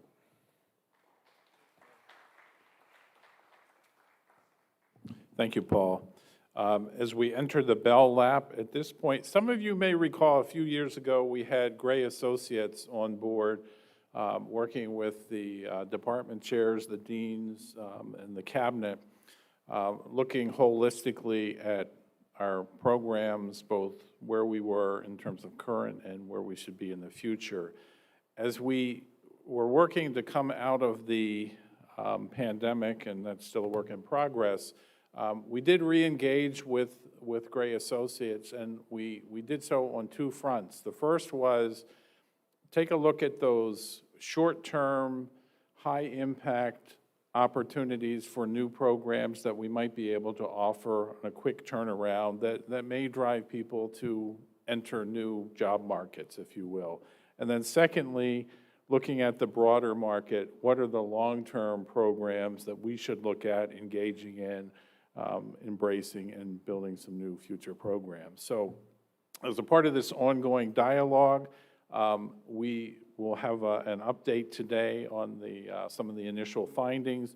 We are looking at re-engaging a similar composition of people on campus once the Vice President for Academic and Student Affairs is in place, so that we can move ahead to do some longer-term planning over where we want to head with our new program. So we have Peter Starrett from Gray here today to go over some of the findings that he has shared with us and set the stage for some future work. So Peter.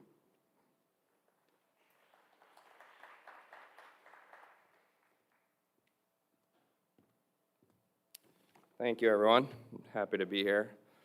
I have a 3.5-week-old baby at home, so this is actually a nice little getaway. You may see me napping in the car afterwards, but we'll see how this goes. So as the president mentioned, our focus is really on looking for growth opportunities for the college in terms of current programs we offer today, where can we invest the resources we do have behind, and new programs, what would be some quick hits to start in terms of attracting more students.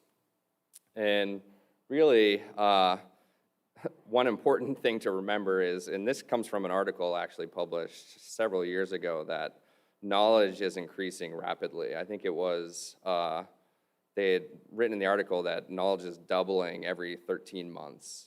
And it was IBM who had said that actually around this time, 2020, 2021, 22, that changed to knowledge doubling every day, essentially, because of all the advancements in AI, machine learning, and other, cybersecurity is becoming very important. I know you talked about that today, and it's just increasing so rapidly versus, and I know Chris talked about this, budgets, in particular instructional budgets, are growing, and this is not just here, but nationwide, about 3 to 4% per year. So it's really important to, and I know Chris talked about this, but focus on where those investments should be made, because there really is a limited number of resources where you can invest. And within the areas or programs that you are offering, really paying attention to their curriculum, because it is, rapidly changing in today's world in terms of what students need to know. And also, as we go through this, there are jobs that exist today that didn't exist, 5, 10 years ago, that are now beginning to show up more and more in our data. And then there are still some that don't exist at all. So, how does this process work? Obviously, there are a lot of folks out there who, have opinions about what programs we should grow, as well as which ones we should start, based on what you may hear in the local market from employers or from colleagues, and what's worth investing in. And so what we really do is we don't eliminate these ideas from the process, but we bring those ideas in and provide you all with data to make data-informed decisions on where we should invest in terms of growth opportunities. So what that means is, earlier today, I think, many folks mentioned some of the dashboards that you will all have access to throughout the year. And so those are, for assessing your current programs, going to be extremely important, and that's kind of where we think about this academic standards section. What do retention rates look like? Graduation rates look like? What are our enrollment trends for particular programs? Are all important metrics to consider when you are evaluating your programs. As important is, how does each program fit within the mission of the institution? Is it, this goes back to graduation rates, but are students completing? Are students finding jobs when they graduate? And how does it overall fit within the community's needs is extremely important. And then the other piece is margins, is pulling in the economics for each of your programs. And then finally, what really we're focusing this analysis on is the market data. So what does the external student demand, for example, look like for our programs and for potential new programs? So what we're going to be walking you through today is essentially a database of many, it's over 50 metrics now of data that fits within these 4 broad categories of student demand, employment opportunities, degree fit, and competitive intensity. And there are several metrics within each of those that assess the volumes for student demand and employment, for example, as well as what the changes in those individual programs are. Are they growing? At what rate are they growing? And how does that compare to other programs that exist in our market? And this is all basically going to be done by looking at, in terms of how we do this, is we look at all 1,400 CIP codes from IPEDS. I know many of you out there are probably familiar with the IPEDS data, and those CIP codes are basically their program codes, and there are over 1,400 of them. And so what we do is we take those 4 categories I just mentioned of student demand, employment, competition, degree fit, and we score individual metrics within those. So for example, we would say, if a program has more than 100 inquiries within our market, give it a score of 10 points. And we'd have ranges, 7 points, 5 points, and so on down. And that type of methodology is provided to that metric as well as those other 50 or so metrics I mentioned we have in here to basically allow us to stack rank programs from highest scoring to lowest scoring in your local market, and we can do this all the way up to the national market. But obviously, much of the focus today is how do programs score within your local market, and I'll actually show you what we define that as in a second. So this allows us to basically kind of push programs to the bottom of that list in terms of how they score, so that we're really focusing in terms of growth opportunities on programs that are the best programs within our market. So they're, very good programs in terms of student demand and in terms of what employers are looking for, so that we can, limit our focus to those and then apply our judgment in terms of, what have we heard from employers maybe more qualitatively, how does the program fit with our mission, and then how does it fit with other programs that we offer in terms of how easy it may be to start a program or how long it may take or what the financials are or economics are in terms of what the investment would be to start a new program. That's where we can now take this list and apply those more qualitative and judgment pieces to the data to sort of narrow down the programs that we believe we could start, within the next year or so. And then for current programs where we can, invest in, it might be marketing opportunities to grow certain areas. And so I did mention the market definition that we use. This is probably a little harder to see in the back, but this map shows each of these dots represents students that attended Cape Cod Community College. So, and the colors are probably hard to see, but we did separately shade the funeral students and the aviation students. The funerals in red, the aviation's in green, to see where you're drawing from for those particular students. And essentially you can see why we decided on a 35-mile radius rather than just including the Cape is because you really do draw from more than just Cape Cod. There's certainly a cluster of dots you see around Plymouth. And there's, a second kind of smaller cluster, I think that's down by New Bedford, that also shows up on the map here. So this is why we define the market, and when we're looking at, you'll have more data that we won't be able to get through today, but, the detailed metrics and scorecards that we're able to provide for every program, really the focus is on this core market where we've drawn that circle around. So it's capturing all the student demand, employment, and competition within that particular market definition. So with that, kind of jumping right into the results here, this is the list of current programs that we pulled out as having a strong opportunity or strong growth opportunities. So you can see the list here, and what we've also shown too, I should mention, is these bar charts show how they scored in our scoring system. So I know the numbers by themselves don't mean a whole lot, but these are obviously all programs that score, towards the top of the list in terms of those 1,400 programs.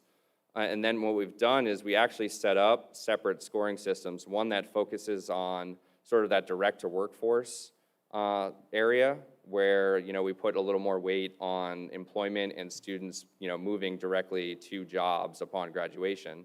And then we had a separate scoring rubric that looks at, looks for transfer opportunities really, where it's pulling in a little more bachelor's level data with the goal of, obviously they'd move on to a 4-year institution to earn their bachelor's degree upon first enrolling here in that particular area. And so what you see on the list here is a pretty wide range of areas, and I'll go through these briefly, just I know we're coming up on 12:30 here. But the first one, really the first two are somewhat related in terms of the area, but first is business.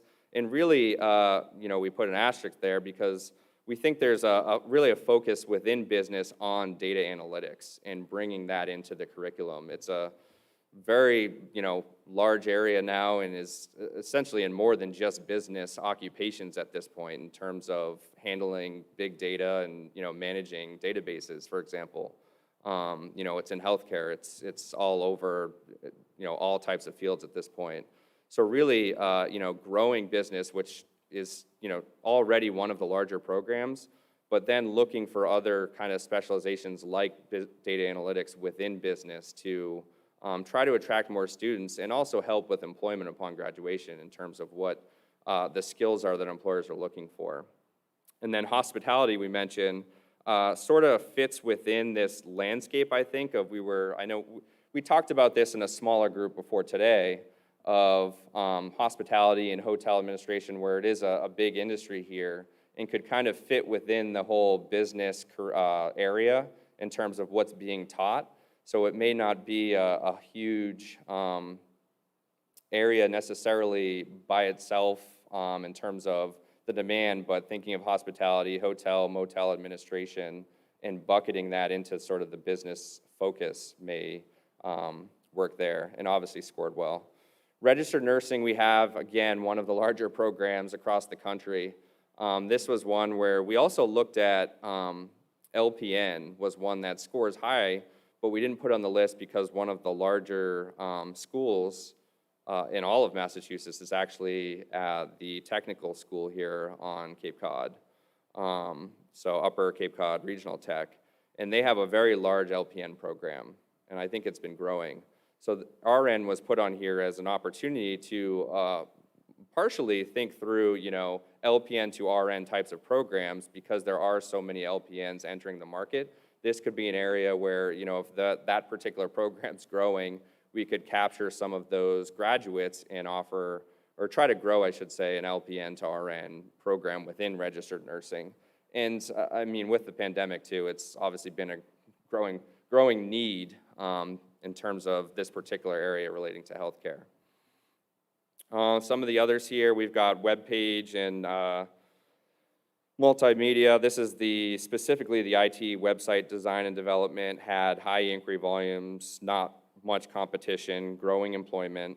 Our one caveat there was there were a lot of the existing programs we saw in Massachusetts were smaller there, so that's something to pay attention to. Culinary arts, I mean, some of these we highlighted because we'd drilled down on them in our initial presentation, but culinary is one we had talked about with the smaller group, but again, aligns with what the local workforce needs are in terms of the employment opportunities, and then had strong, you can see here, a strong student demand score as well. So that's an area we looked at. This one, by the way, culinary arts and medical assisting, the next one, were areas we also called out because there are a lot of schools, specifically for-profit schools, that used to have programs in Massachusetts that are now gone.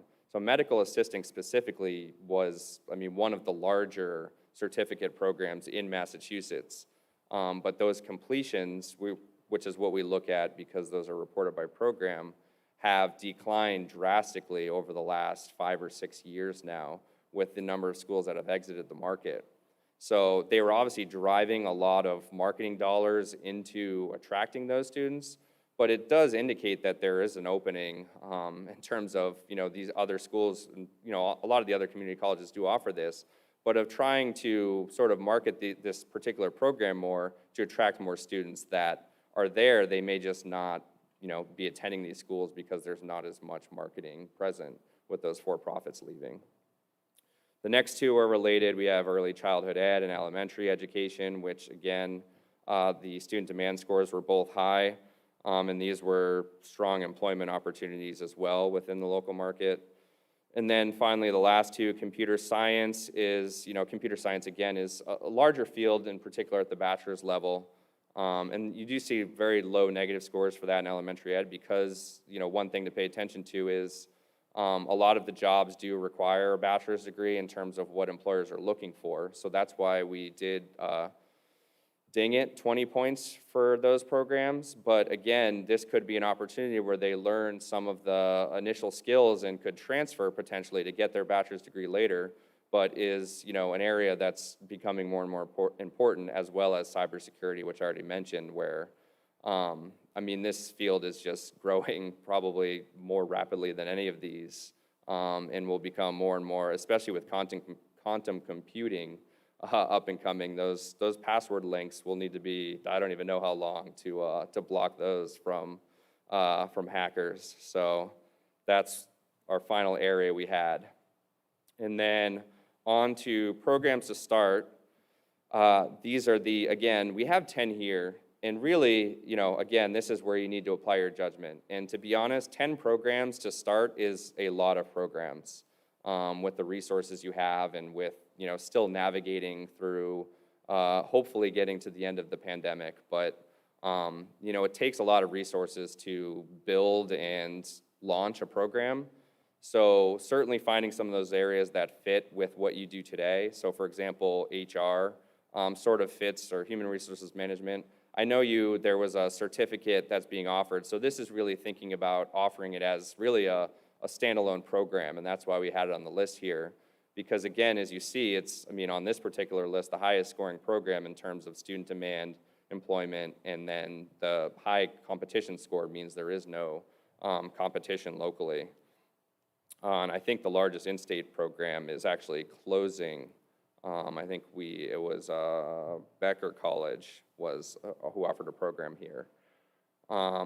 Commercial truck driving, next on the list, strong student demand and job opportunities. This is one where, again, there's always a need, or I should say today there's a need for truck drivers, but it's certainly one to pay attention to where they can go to employers who do offer training, but they do need the license before they can start driving. So that's something to think about. And then also, obviously, considering when the trucks will be driving themselves and how that'll change, the need for this program or what it is we teach students who may be in this program. But, in the near future, and, this is a strong employment opportunity, and there is demand for it. Auto mechanics tech, again, a very, this would be a certificate program area where, this is, very strong in terms of student demand and employment opportunities. But it's really important to do it well.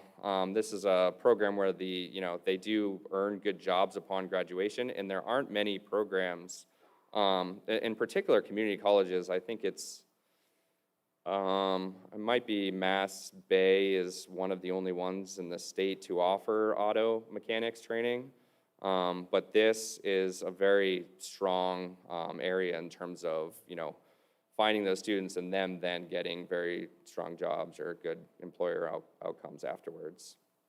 Electrician, somewhat similar to CDL in that I think it's the unions do have training programs essentially, but this was one area that did pop up because a lot of those, schools outside of IPEDS don't show up, or training outside of IPEDS don't show up in the competitors list. So that's part of why I think it scores high. But again, is a strong employment outcome in terms of, if you are trained to be an electrician, this is something where you can find a lot of work in any area, but also on the Cape.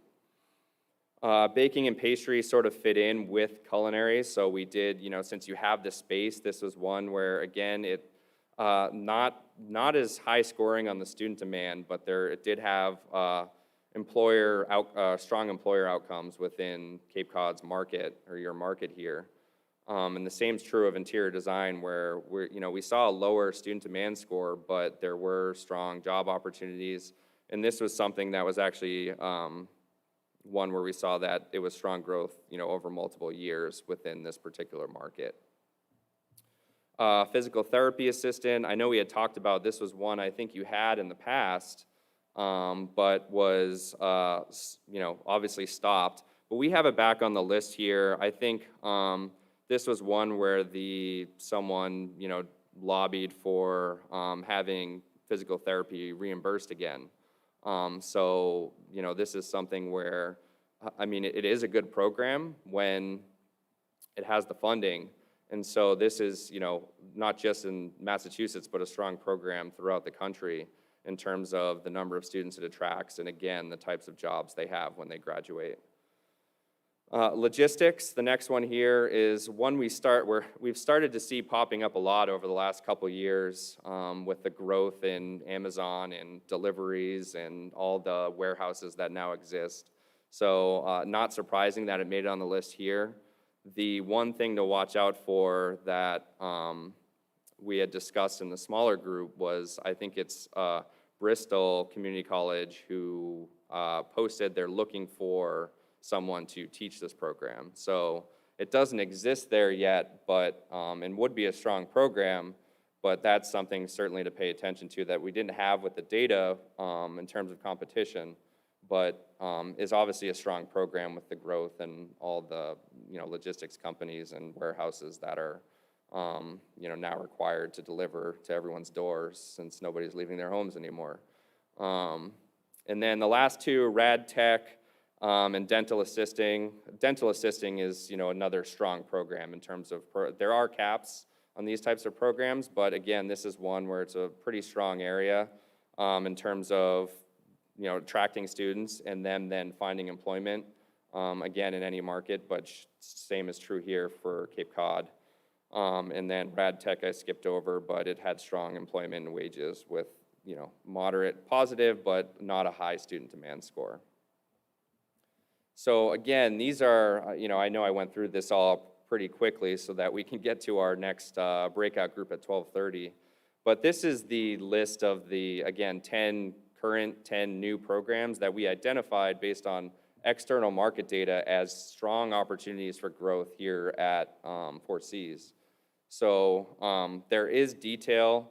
I'm not going to go through this today. I would have needed the entire morning to get through a scorecard. But I think this can be provided later, where you can see the level of detail that we went into in terms of all the data. This is what I mentioned earlier, of all the market data we have by program to be able to see, one example is here's student demand pulled out of that, so we can track how many inquiries there were, Google searches there were in your market, and we have this, for Massachusetts and for national we looked at as well. And then we can see whether or not that's going up or down year over year to give us a sense of, is this a strong program locally as well as nationally in terms of what students are interested in. And this exists for, we've got competition, employment, because we did this for you all, we did also utilize our job postings dashboard to see. So for cyber, for example, which didn't score as high in terms of our market score on employment, we do have the ability to look at the individual job postings, which are now post-pandemic. I guess kind of towards the end now of this pandemic is rapidly growing in terms of the number of job postings in Massachusetts. You can see here 95% growth year to date compared to last year. So this is, one area. And then finally, we do have the competitors for every program as well. So with that, are there any questions? Yep.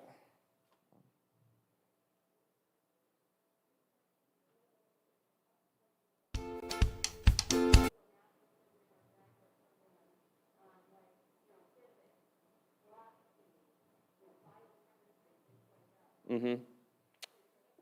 Yeah, I did hear it. And the short answer is yes. Well, did you want to repeat the question for other folks to hear? So the question was really, Ladies and gentlemen, if you don't say the question into the microphone, the viewers at home don't get to hear the question. So it is important that all questions do go through a microphone. Thank you. Thank you so much for that. Essentially, what Swan just asked was, what about liberal arts? See how I can do this short? What about those that don't translate immediately into careers and jobs, but have to be scaffolded, associates, bachelors? Did you look at that? And the answer is yes, we did. And some of them, I know they weren't on the list here, but sort of moving back, this is where that second scoring rubric is really applied, where we set, the focus is on transfer opportunities. And I mean, I know none of them specifically are on this list here, but I recall seeing some. I know biology was one that I think scored high on our list. So, I mean, the answer is yes, we just didn't have any that made the list of our 10 that we chose here. But I do think, you know, if there is an opportunity to focus on a couple of those types of opportunities as well. Any other questions?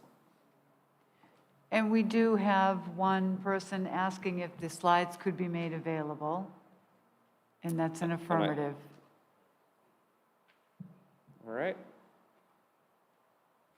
Well, thank you. I will welcome back President Cox for closing remarks. I'm going to steal his shortcut.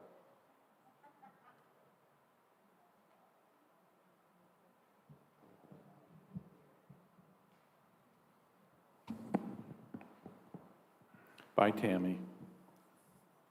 Gotcha. Yeah. Okay. She's sneaking out, everybody.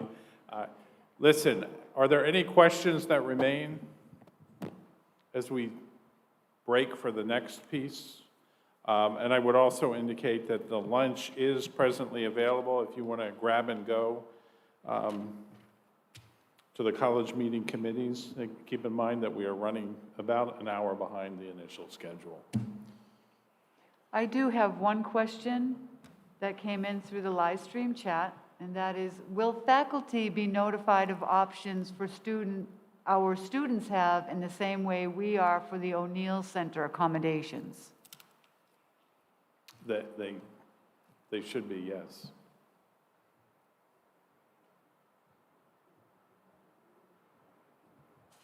All right. I appreciate everybody's time this morning, and I look forward to another great year. Thank you.